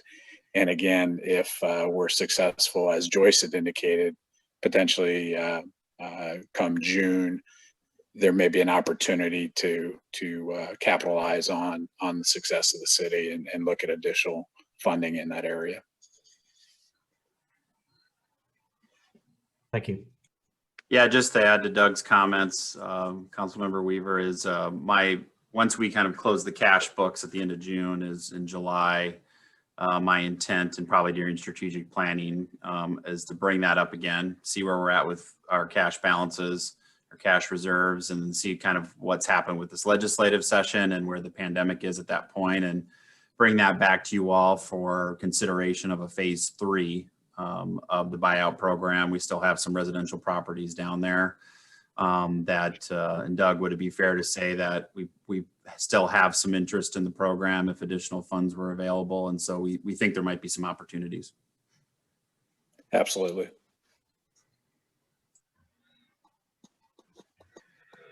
Okay, thank you, Doug. All right, moving on to the city manager's office, and I'll turn it over to Dennis Harkin to talk through a lot of the what will be a busy year and has been a busy last year in the tech services area.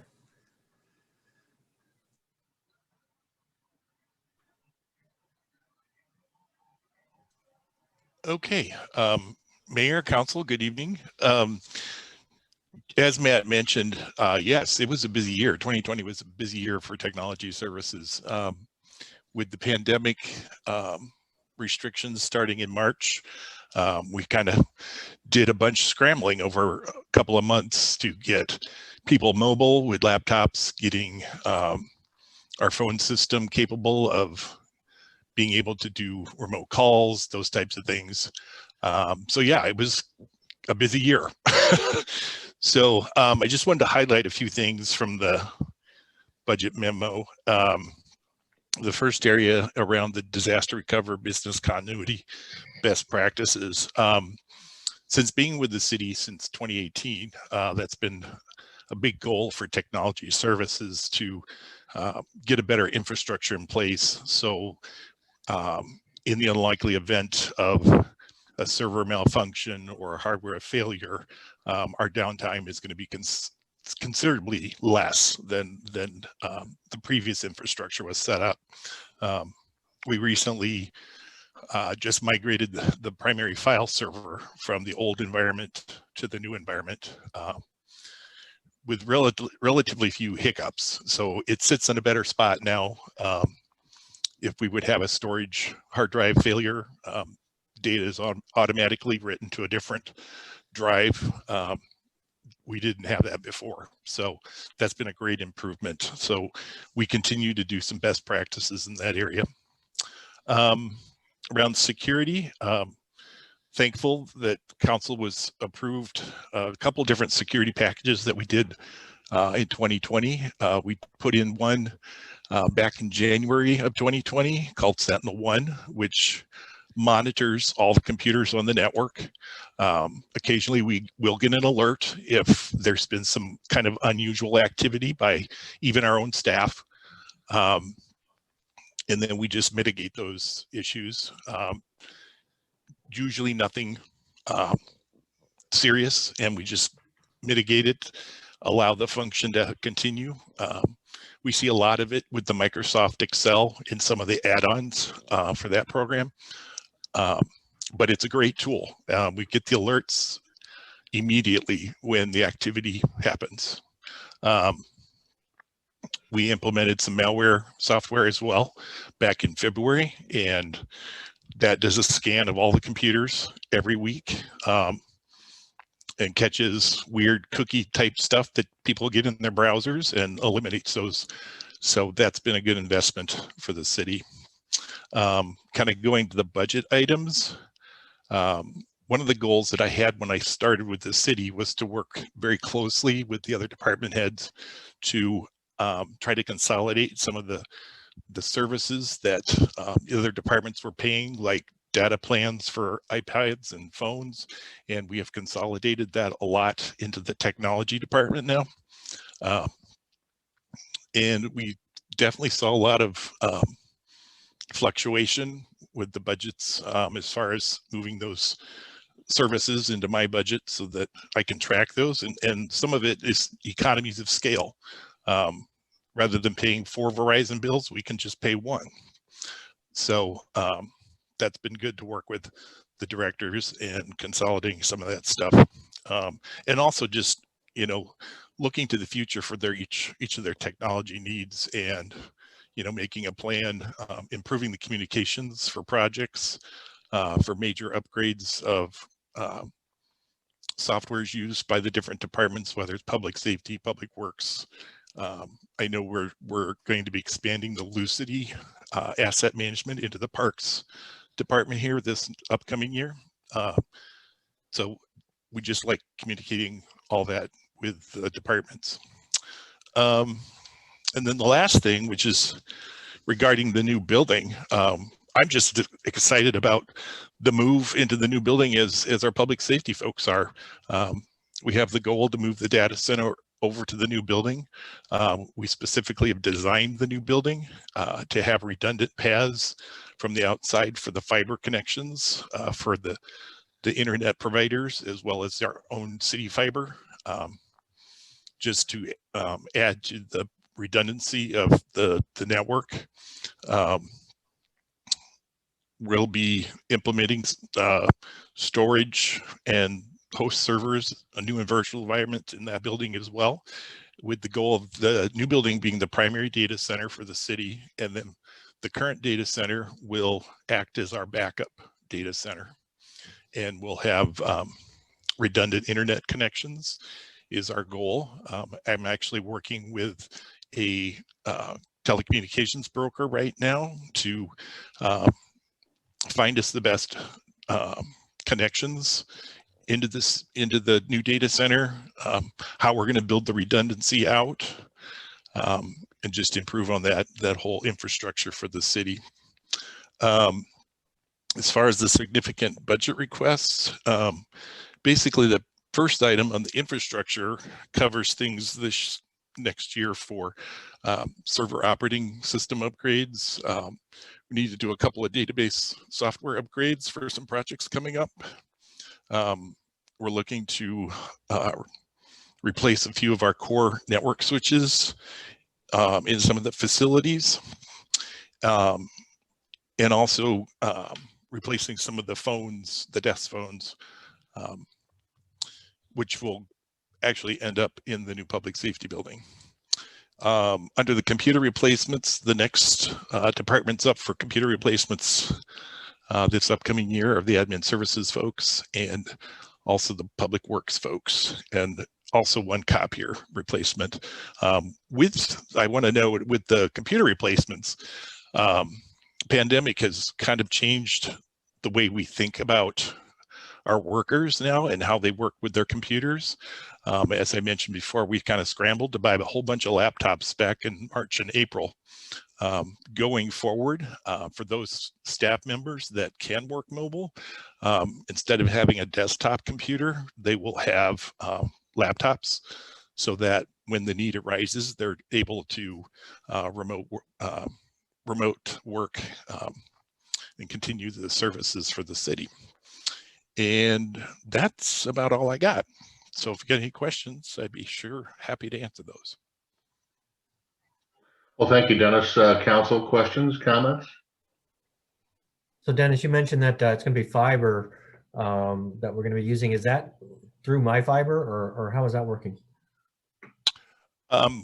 Well, we're currently, as I mentioned, I'm working with a telecommunications broker. So the fiber for the internet connection will be through one or two of the internet providers that we choose when we've got that all vetted out. The dark, what they call dark fiber, is the fiber that the city owns themselves. So currently we have, between public safety and city hall, we have 3 fiber connections. We have 2 active, and then we have one extra that we can plug in to the network switches if something happens to one of the other 2 fibers. So that's what they call dark fiber. So that is controlled by us 100%. And then we've got fiber that runs out to the aquatics area as well as public works. Dennis, in your budget, are you satisfied with the amount that of security that our network has right now moving forward with all the phishing scams and all that? Do you need additional money that you need for additional security or firewalls? Or do you feel good about where we are from a city IT perspective, protection with this budget? I feel very comfortable where we're at right now. With the addition of the endpoint security software that we put on all the computers back in January of last year, as well as the malware software, those have been phenomenal. The other big piece that is also a big part of security that I didn't mention before, when we moved the email server to the cloud back in February of last year, with that we also purchased an email filtering service, and that's been very awesome. It's been catching phishing attempts. I'll just relate a story. This happened about a month and a half ago. We had gotten notice from some friends of ours over in Urbandale that they had gotten some phishing emails, and so we were to beware. I had sent out an email to all the staff to make them aware that there'd been an issue in Urbandale, and it was sent from another neighboring city, supposedly sent from another neighboring city. And as soon as I'd sent the email, about 2 minutes later, I got 5 notifications from our email filtering service of 5 phishing attempts. And it was exactly the email address there it was coming from, going to 5 of our public safety email addresses. So that service caught what another city got. So I feel very comfortable with the email filtering service. Our firewalls, we've done a huge analysis of that. James has locked down the firewalls very well. We're blocking countries, we're blocking lots of other websites. So I feel very comfortable where we're at with the firewall. We do still have some upcoming security penetration testing that DHS CISA will be performing. Those got pushed way back because of the pandemic. Those were supposed to happen last summer, and it's just gotten pushed back because DHS has still got a lot of people in lockdown. So as those happen, we'll get the results of that and make the improvements where we need to based on those penetration tests. Thank you. You bet. Councilman, this is Pete. I'd also add that what's being set up at the new public safety building is an improvement on security as well. Not only access to everything that's in our server area physically, but should there ever be fire, water, that room is set up to give us much better protection than what we currently have in our physical environment. Dennis and James have also, in addition to all the wonderful things they've already accomplished this year, they've done some really good things to improve our off-site backup, so that if we ever did end up in a spot where there was a successful attack and we were somehow compromised with the pieces that we have physically with us here, our ability now to get back to good with our information is significantly improved than it was in the past 12 months.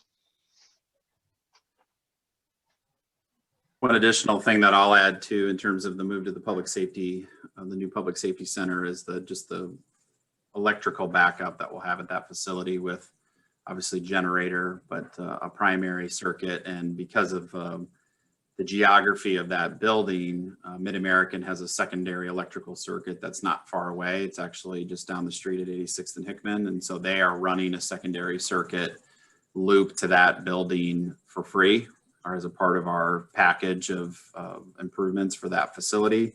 And then the solar panels on the roof as well. So feel pretty happy that the public safety building will be one of the more electrified buildings in the entire city, and very important for both the public safety use and then our primary data center being in the building.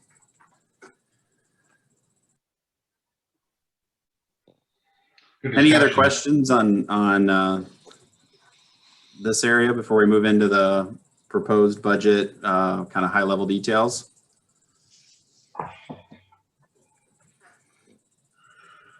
Matt, you're good to go. Yep.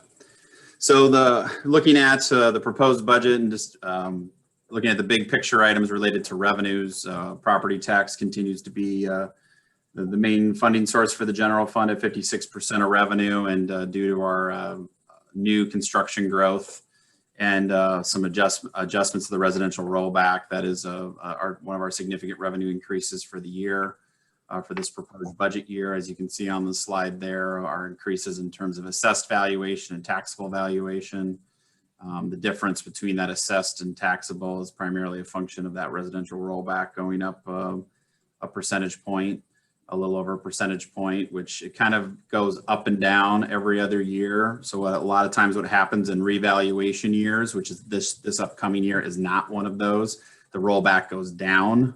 So for example, last year, prior to that 55.07%, the year before that, it was at 56. So it kind of bounces around this 56, 55 in terms of the percentage of residential assessed property that's available to be taxed with the property tax levy.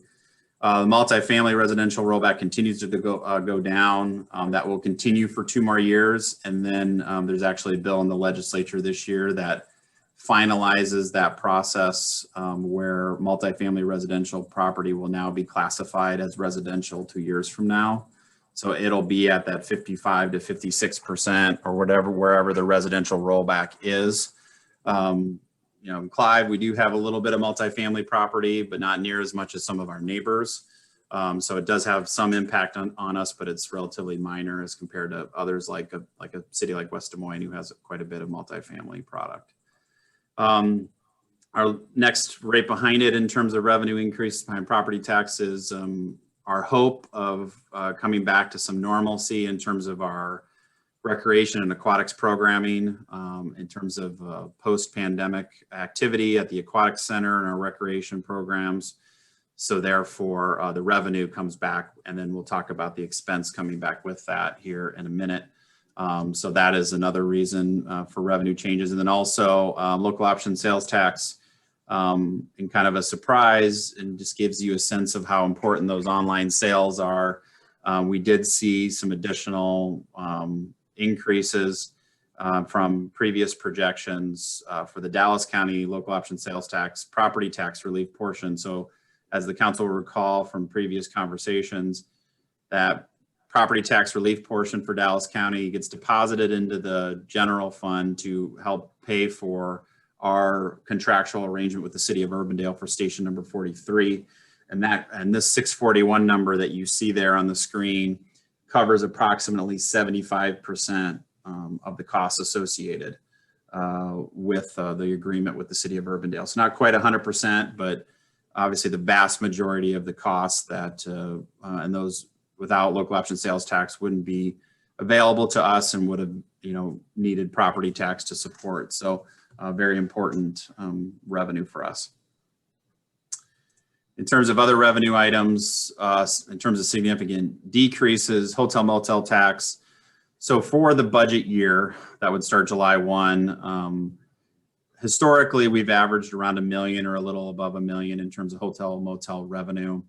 Knowing that it's going to be a while before even post-pandemic for that to really come back, we're still showing a slight decline in revenue from history for hotel motel tax at about 900,000, and we were about 800,000 in the current year. So we still think it'll be a little bit of time before that comes back. So we wanted to be conservative and cautious with that.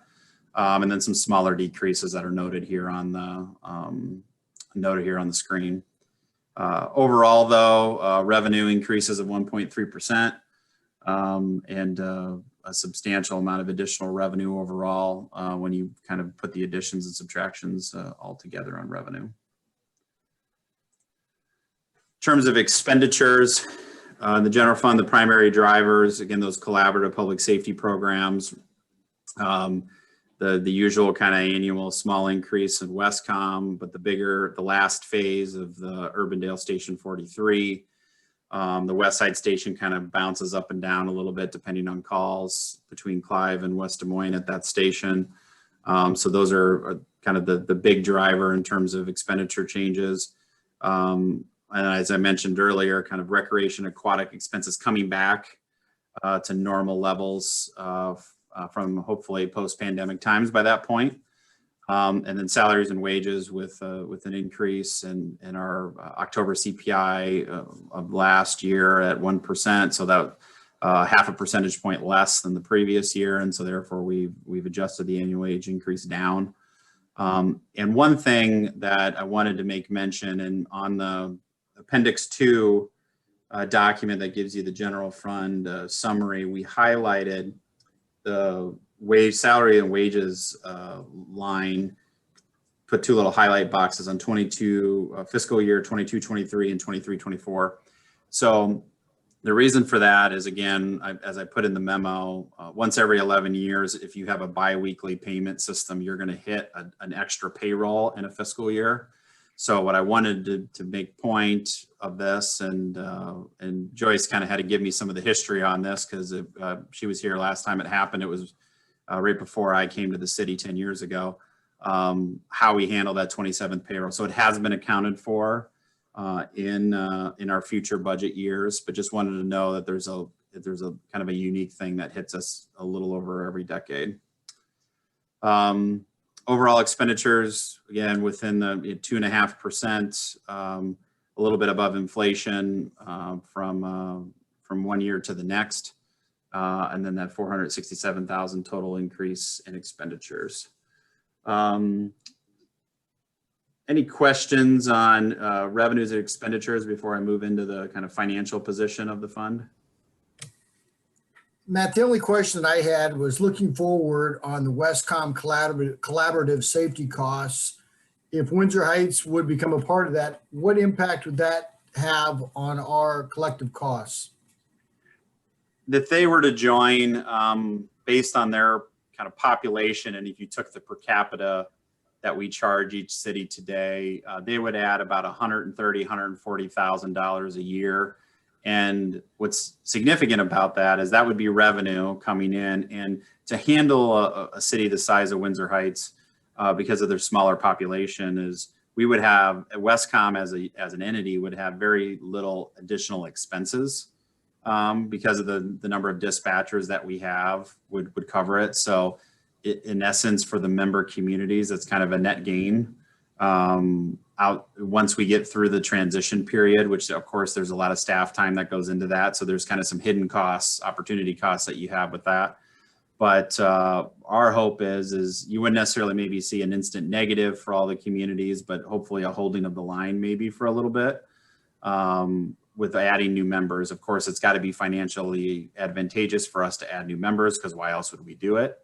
Other than, of course, there's a valid operational need here with the support that we do with our neighboring communities. But yes, there would be some benefit to them joining and allowing us to spread those costs across a greater population. Thank you.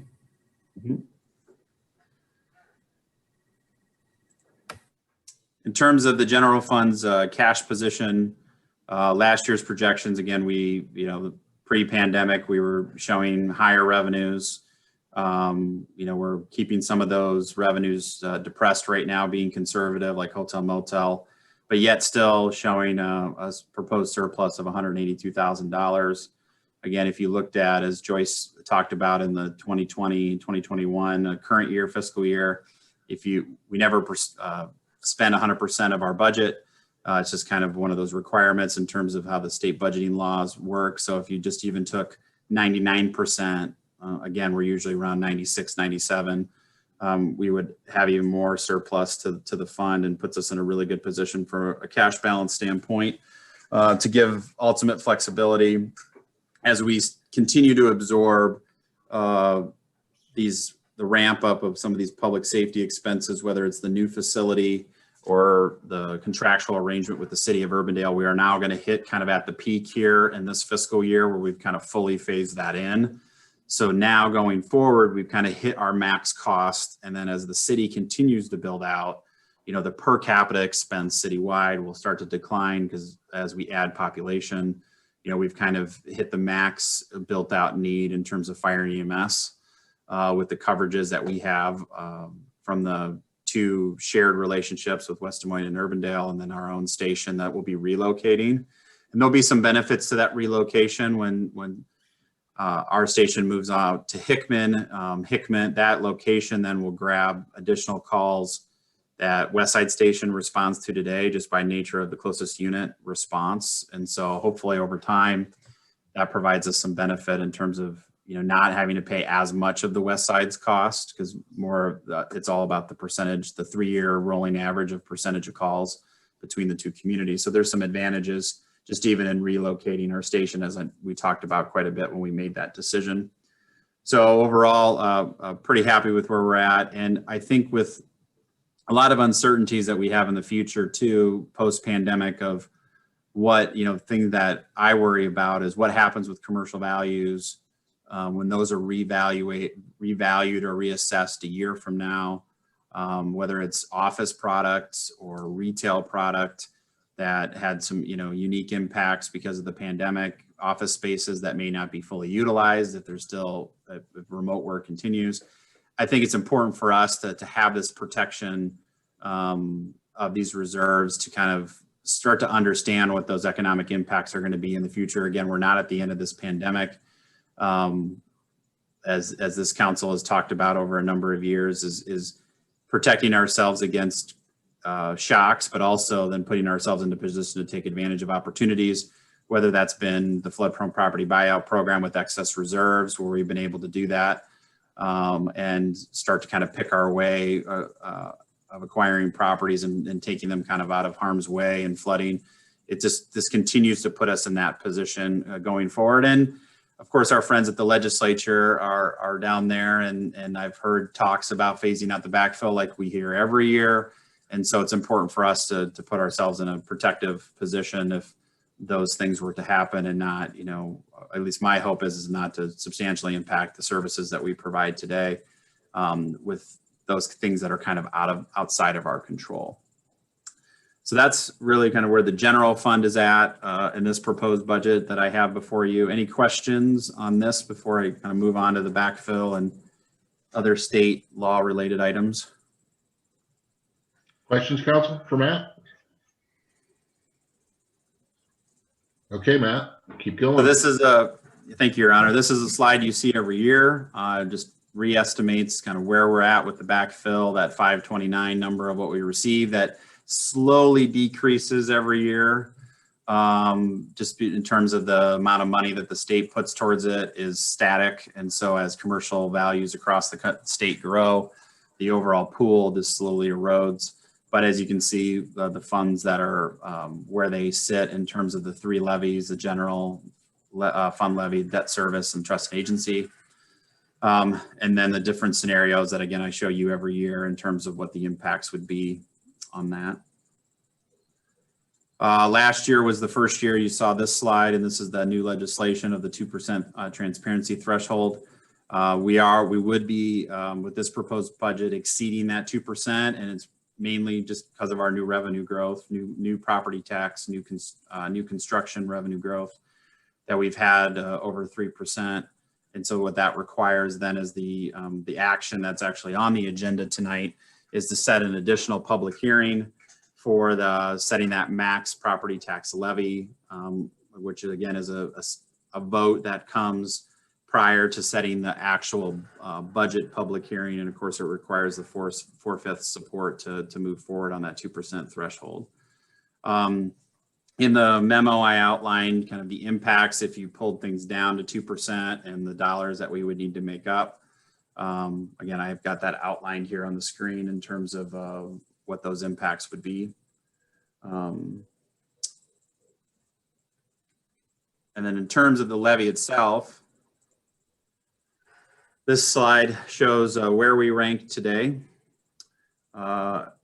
Still in kind of that second place spot. What was interesting over the last year is Ankeny and Altoona kind of switched spots. Altoona increasing their levy, and then Ankeny lowering theirs, and for the most part, every other community dropping theirs as well, as associated with their local option sales tax revenues coming in and the property tax relief portions. So we have still maintained at that $10.14 rate. And this was what I'm proposing for you to consider for this next fiscal year. And this would be the 6th year in a row that we've been at that 10.14 rate. Any questions on the levy recommendation and these rankings? And again, if you're curious on any particular community, I kind of have what their change has been from the previous fiscal year to this current fiscal year. I know there is some talk about, I've heard at least of Urbandale looking at maybe a small decrease of a nickel. I haven't heard of any others at this point, maybe West Des Moines looking at a slight decrease, but that's all I've heard at this point. Matt, I'd be interested in seeing this on a percentage basis, what the projected percentage increases are, not the levy itself, but dollars generated. Yeah, and so the dollars generated would be that 3.84%. So that would be what you see, that growth. So with the static rate of 10.14, with our new construction and the increase in the residential rollback, the additional dollars, property tax dollars, would be 3.84%. Do we have that in comparison to the other communities though? I do not have that, no, but that is something we could, let Joyce and I get back to you on that. We should be able to get that, I would think, shouldn't we, Joyce? It would be a reasonable thing for us to understand instead of just the levy. Okay. Make a note of that quickly.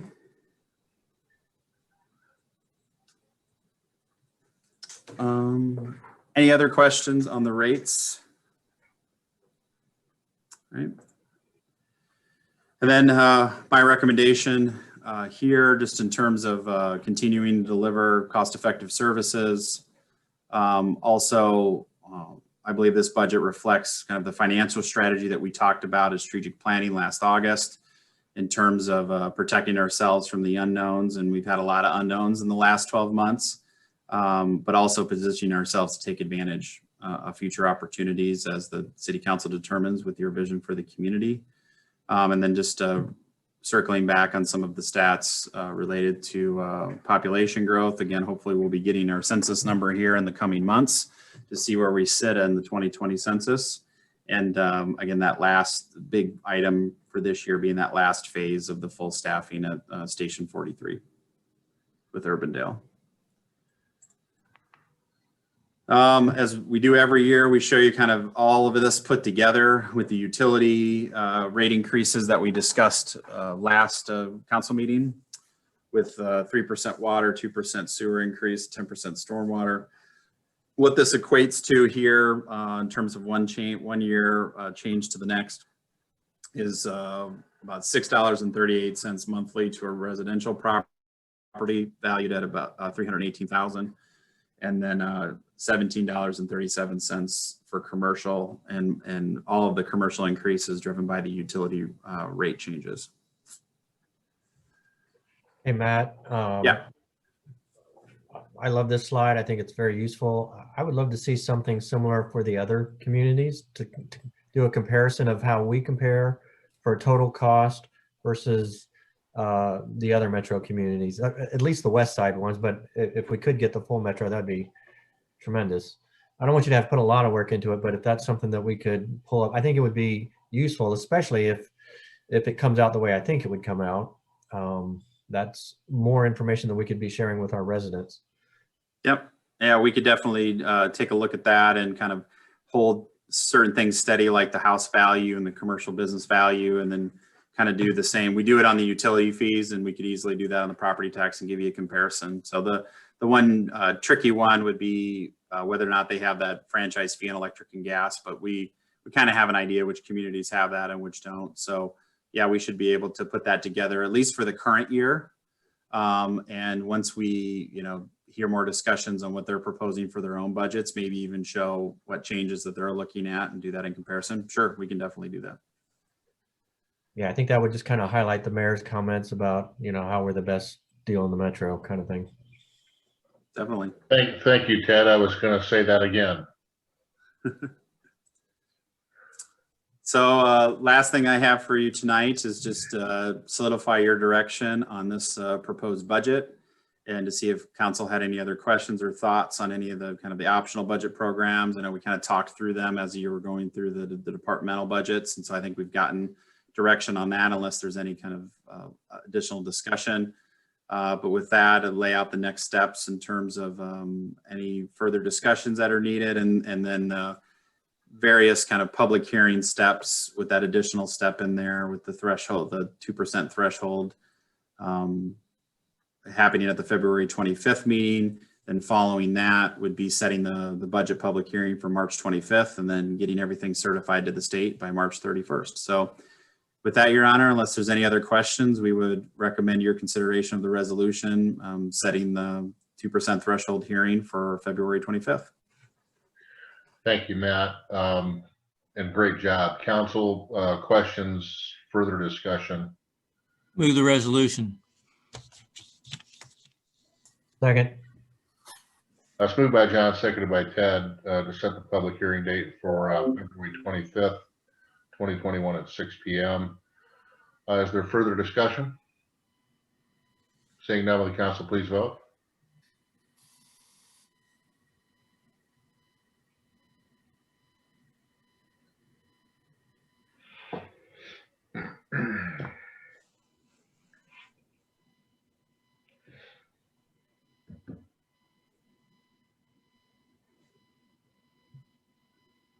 It passes 5-0. I just want to make one comment on where we're at in the budget process now, and that is this is a thorough but efficient process. I think I say this every year, but it gets better every year because we continue to make it better, and it's staff that's helping us do it. Council gives the direction in terms of where we want our levy rate to be, and staff, you prioritize on how to get there, and I think that's working very, very well. So thank you, Matt and team, for getting us to this point. I could add, Your Honor, just a special appreciation from me to Joyce for her hard work over many years on budgets like this. Although she'll be leaving us and getting a well-deserved retirement at the end of the calendar year, this will be the last budget process formally where you will see her. So just want to share my appreciation for a lot of the heavy lifting that her and her team do to put this together, to work through it with the departments and getting all the details right and the transfers set up. And any city financial budget, especially here in Iowa with the way our finance system is set up, is pretty complicated, and it's easy for things to get missed. And with the different funds that we have, whether it's road use, the utilities, general fund, trust and agency, getting all those things right and making sure we're in compliance with state law and getting good audits. Joyce in particular has had a huge leadership role in that over many years, and I want to make sure to that we recognize that. Those shoes will be very hard to fill, and as all of you know how I feel about finances, it'll be a nervous one for me to replace. And so, but we'll go through a thorough process, and you know, excited also about the future that may hold for the administrative services team. And again, we'll miss Joyce, but we still have her for almost an entire year. We'll be doing a lot of good things in that department. So Matt, is Joyce retiring to a horse farm by chance? No, I don't have any horses. I just have a 12-year-old dog that's blind. Well, Joyce, I'm going to add that you haven't heard the last of this, of your slipping this in under the radar to all of us who care about you and value you greatly. So, Thank yeah, you. tremendous. So just beware. I agree. Okay. I haven't conceded to the loss yet. As one famous person said, and she could retire to a goat farm and stay close. Indeed. I won't go far. Indeed. The need is great. Okay, Matt, again, thank you. Joyce, thank you. Let's go to reports now, and Pete, I'll head down to you. Thank you, Your Honor. We are in budget storytelling time. Now that we're through this step, we'll be ramping that up in February, especially once formal action's been taken to approve the budget, and then once it's been submitted to the state in a timely way. We look forward to including that information. One sort of small bit of that it's included in the mayor's letter that's coming up in for the beginning of February with utility bills will be that signal from you all that the property tax rates will remain stable for the 6th consecutive year, and how that reliability, how that predictability is part of what makes our city a good partner to so many residents and businesses. Some of the other stories that we know are on the horizon, we're going to crow a lot with the police department about their excellent CALIA accreditation achievement. There's a lot of really interesting information to share there too, that is in some of the reporting and sort of the self-analysis that the police department did, identifying things that are doing well and identifying areas where they continue to show improvement as well. So we look forward to working with the police department to tell a great story there. The COVID situation, the ongoing pandemic, our primary role right now with those comms is, again, optimism for our community, encouragement to continue with those best practices to stay healthy and prevent the spread of the virus. But increasingly, we're watching for signals telling us how we can best support communications about the vaccines. Now, at this point, that ball is not really in our court. It could be changing, though, more and more as we are seeing some of the sort of the persuasion and good education about why they are safe, why it's important to get them as soon as they're available to you, why it's important that people are patient as they're waiting for their turn to get the vaccine as well. This isn't stuff we're coming up with ourselves. This is stuff we're taking directly from the CDC and also taking from Polk County Health in particular. Our job is to make sure we're consistent with the message, just as we would in any public emergency situation. I'm looking forward on Thursday to a good, strong conversation with all of you at the work session about the Water Resources Master Plan. It's been a while since all of us have taken a deep dive into that process. So we look forward to sharing the work that's been accomplished over the past 4 months, roughly the last quarter of 2020, and get your feel for a couple of big questions that are ahead of us as we go into finalizing sort of the vision for that plan, and then some of the key policy choices that are going to be before the council as we keep working the process over the remainder of 2021. We think it'll be a very productive conversation. I'm doing my best right now to trim down the slides so there's plenty of time for actual discussion, and we aren't rushed because we're just trying to get through too many slides. But it's dense stuff, as all of you know. It's some very interesting but also not easy to answer questions that are before us as a city. Finally, on a real positive note, this past week I've had a lot of opportunities to do some help, to offer some help to some other community partners, and also do some research that I think will benefit not just me personally, but also the city in the time ahead. Community partners I've been working with quite a bit. I've been working with our friends at Crestview Elementary, Indian Hills Junior High on some specific projects for their 6th graders and for their 8th graders. More to come on that. Both of them relate though to some big planning projects for the city. With the 8th graders, it's with the Water Resources Master Plan and some work we're doing on communications about why it's important to pay attention to the water that goes in our storm sewers because it goes to the Greenbelt. And with the kiddos over at Crestview, it's a fun project to bring them into some of this visioning for Lanand Park. So we're excited to see what they'll come up with. I also had a chance to present to a set of our Cub Scout troops, as I've done now for the past couple of years, as they work on their projects, understanding civics and the role of their governments from the municipal level all the way up to the federal government as well. It's one of my favorite projects to get to do each year. And then finally, I have been working for the past couple of weeks with the West Des Moines Community Schools Committee that was formed specifically to evaluate some budget challenges that they're facing in the coming couple of fiscal years at least, and identify areas where they might find some efficiencies, then also make some changes that align with their top priorities. So that's been a very productive process. I always enjoy working with Dr. Remy and her team. I can tell all of you that they have come up with a very rigorous process here, so they make ultimately a good recommendation to the school board, and then the school board can make a thoughtful decision about where they're going to move forward with their budgets. Lastly, I have been working closely with our friends at the partnership to sort of understand some of the work that they've done this past year on diversity, equity, and inclusion projects. During the annual breakfast, you may have heard them talk about some of the major accomplishments they've had in this past year. After seeing that and just knowing that they'd been working on it for some time, I decided to reach out to understand exactly what they'd learned and what some of the other professional development opportunities might be for me and others in the city of Clive as we think about what that could mean for our strategic priorities moving forward as well. A lot of good stuff, Pete. Questions for Pete, Council? Pete, thank you. Ted, let's slide over to you. Nothing tonight, Mayor. All right, sir. Eric? Yeah, just a couple quick things. CBB or Catch-22 met last week. Give you a couple of highlights for how things are going so far this year. City of Perry did drop out somewhat unexpectedly, but that's the course of action they chose.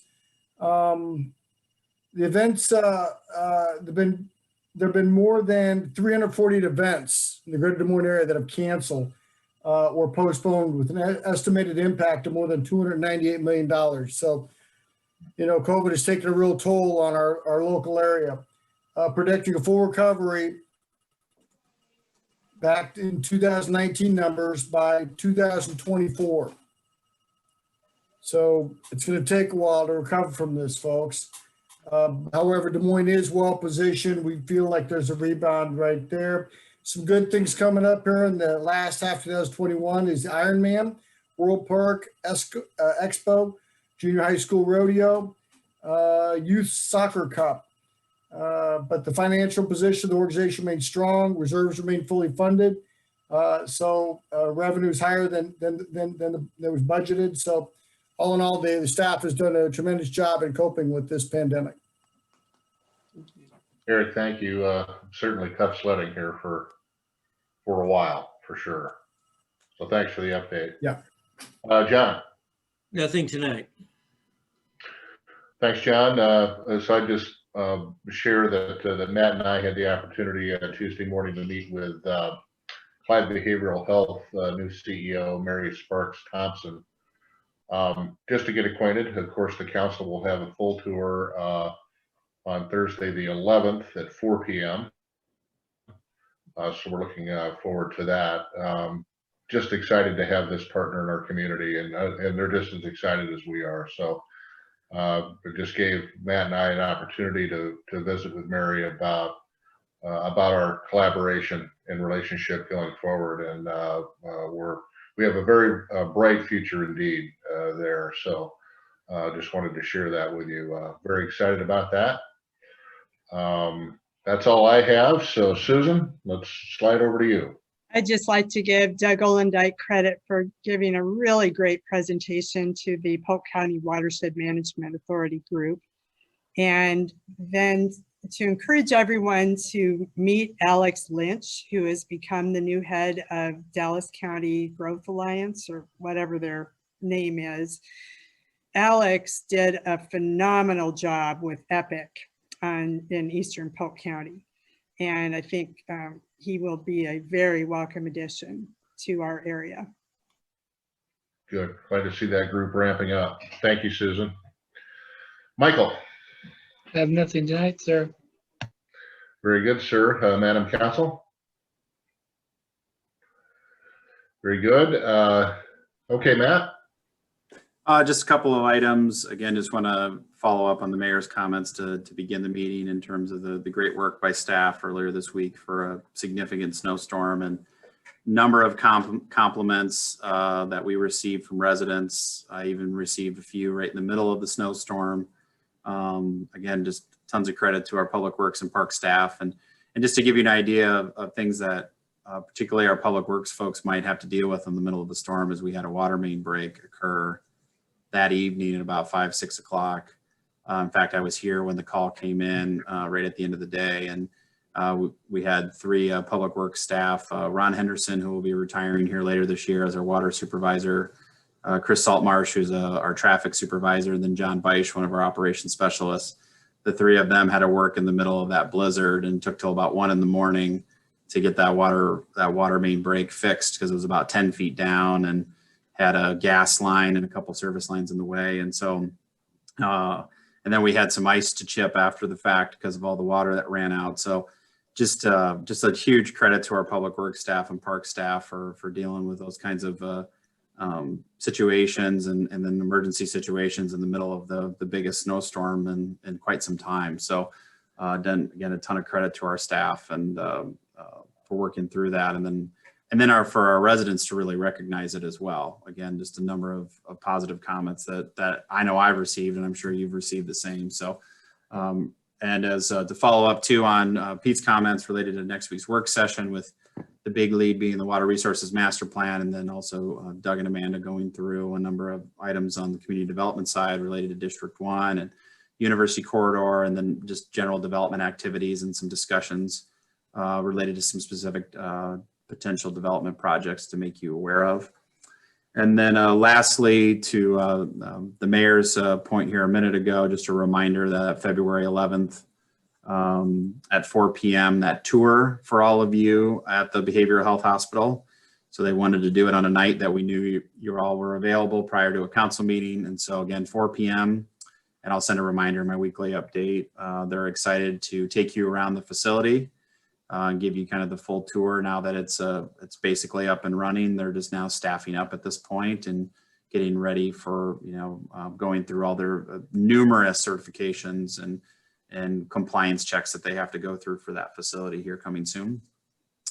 And then lastly, just obviously that I mentioned earlier in the budget presentation that the legislature is in full swing. They were very active today doing Senate and House debates tonight on a variety of items, and just keeping a watchful eye on a number of things, particularly related to backfill, tax increment financing, municipal and police and fire pension bills as well. I know there's a bill that we all discussed about a year ago that has now come back again. So just trying to help our folks at the Iowa League of Cities kind of even have all the information they can have from us on some of those bills, and just monitoring those activities. So it is a busy time. So that's all I have, Your Honor, unless there's any questions. Thank you, Matt. Council, questions for Matt? Okay, very good. Thank you, Matt. Matthew, any additional correspondence we need to be aware of? Nothing further, Your Honor. Council, anything else for the good of the order? Hearing none, I'm going to adjourn us at 8:23 p.m. Everybody have a great weekend. Be safe.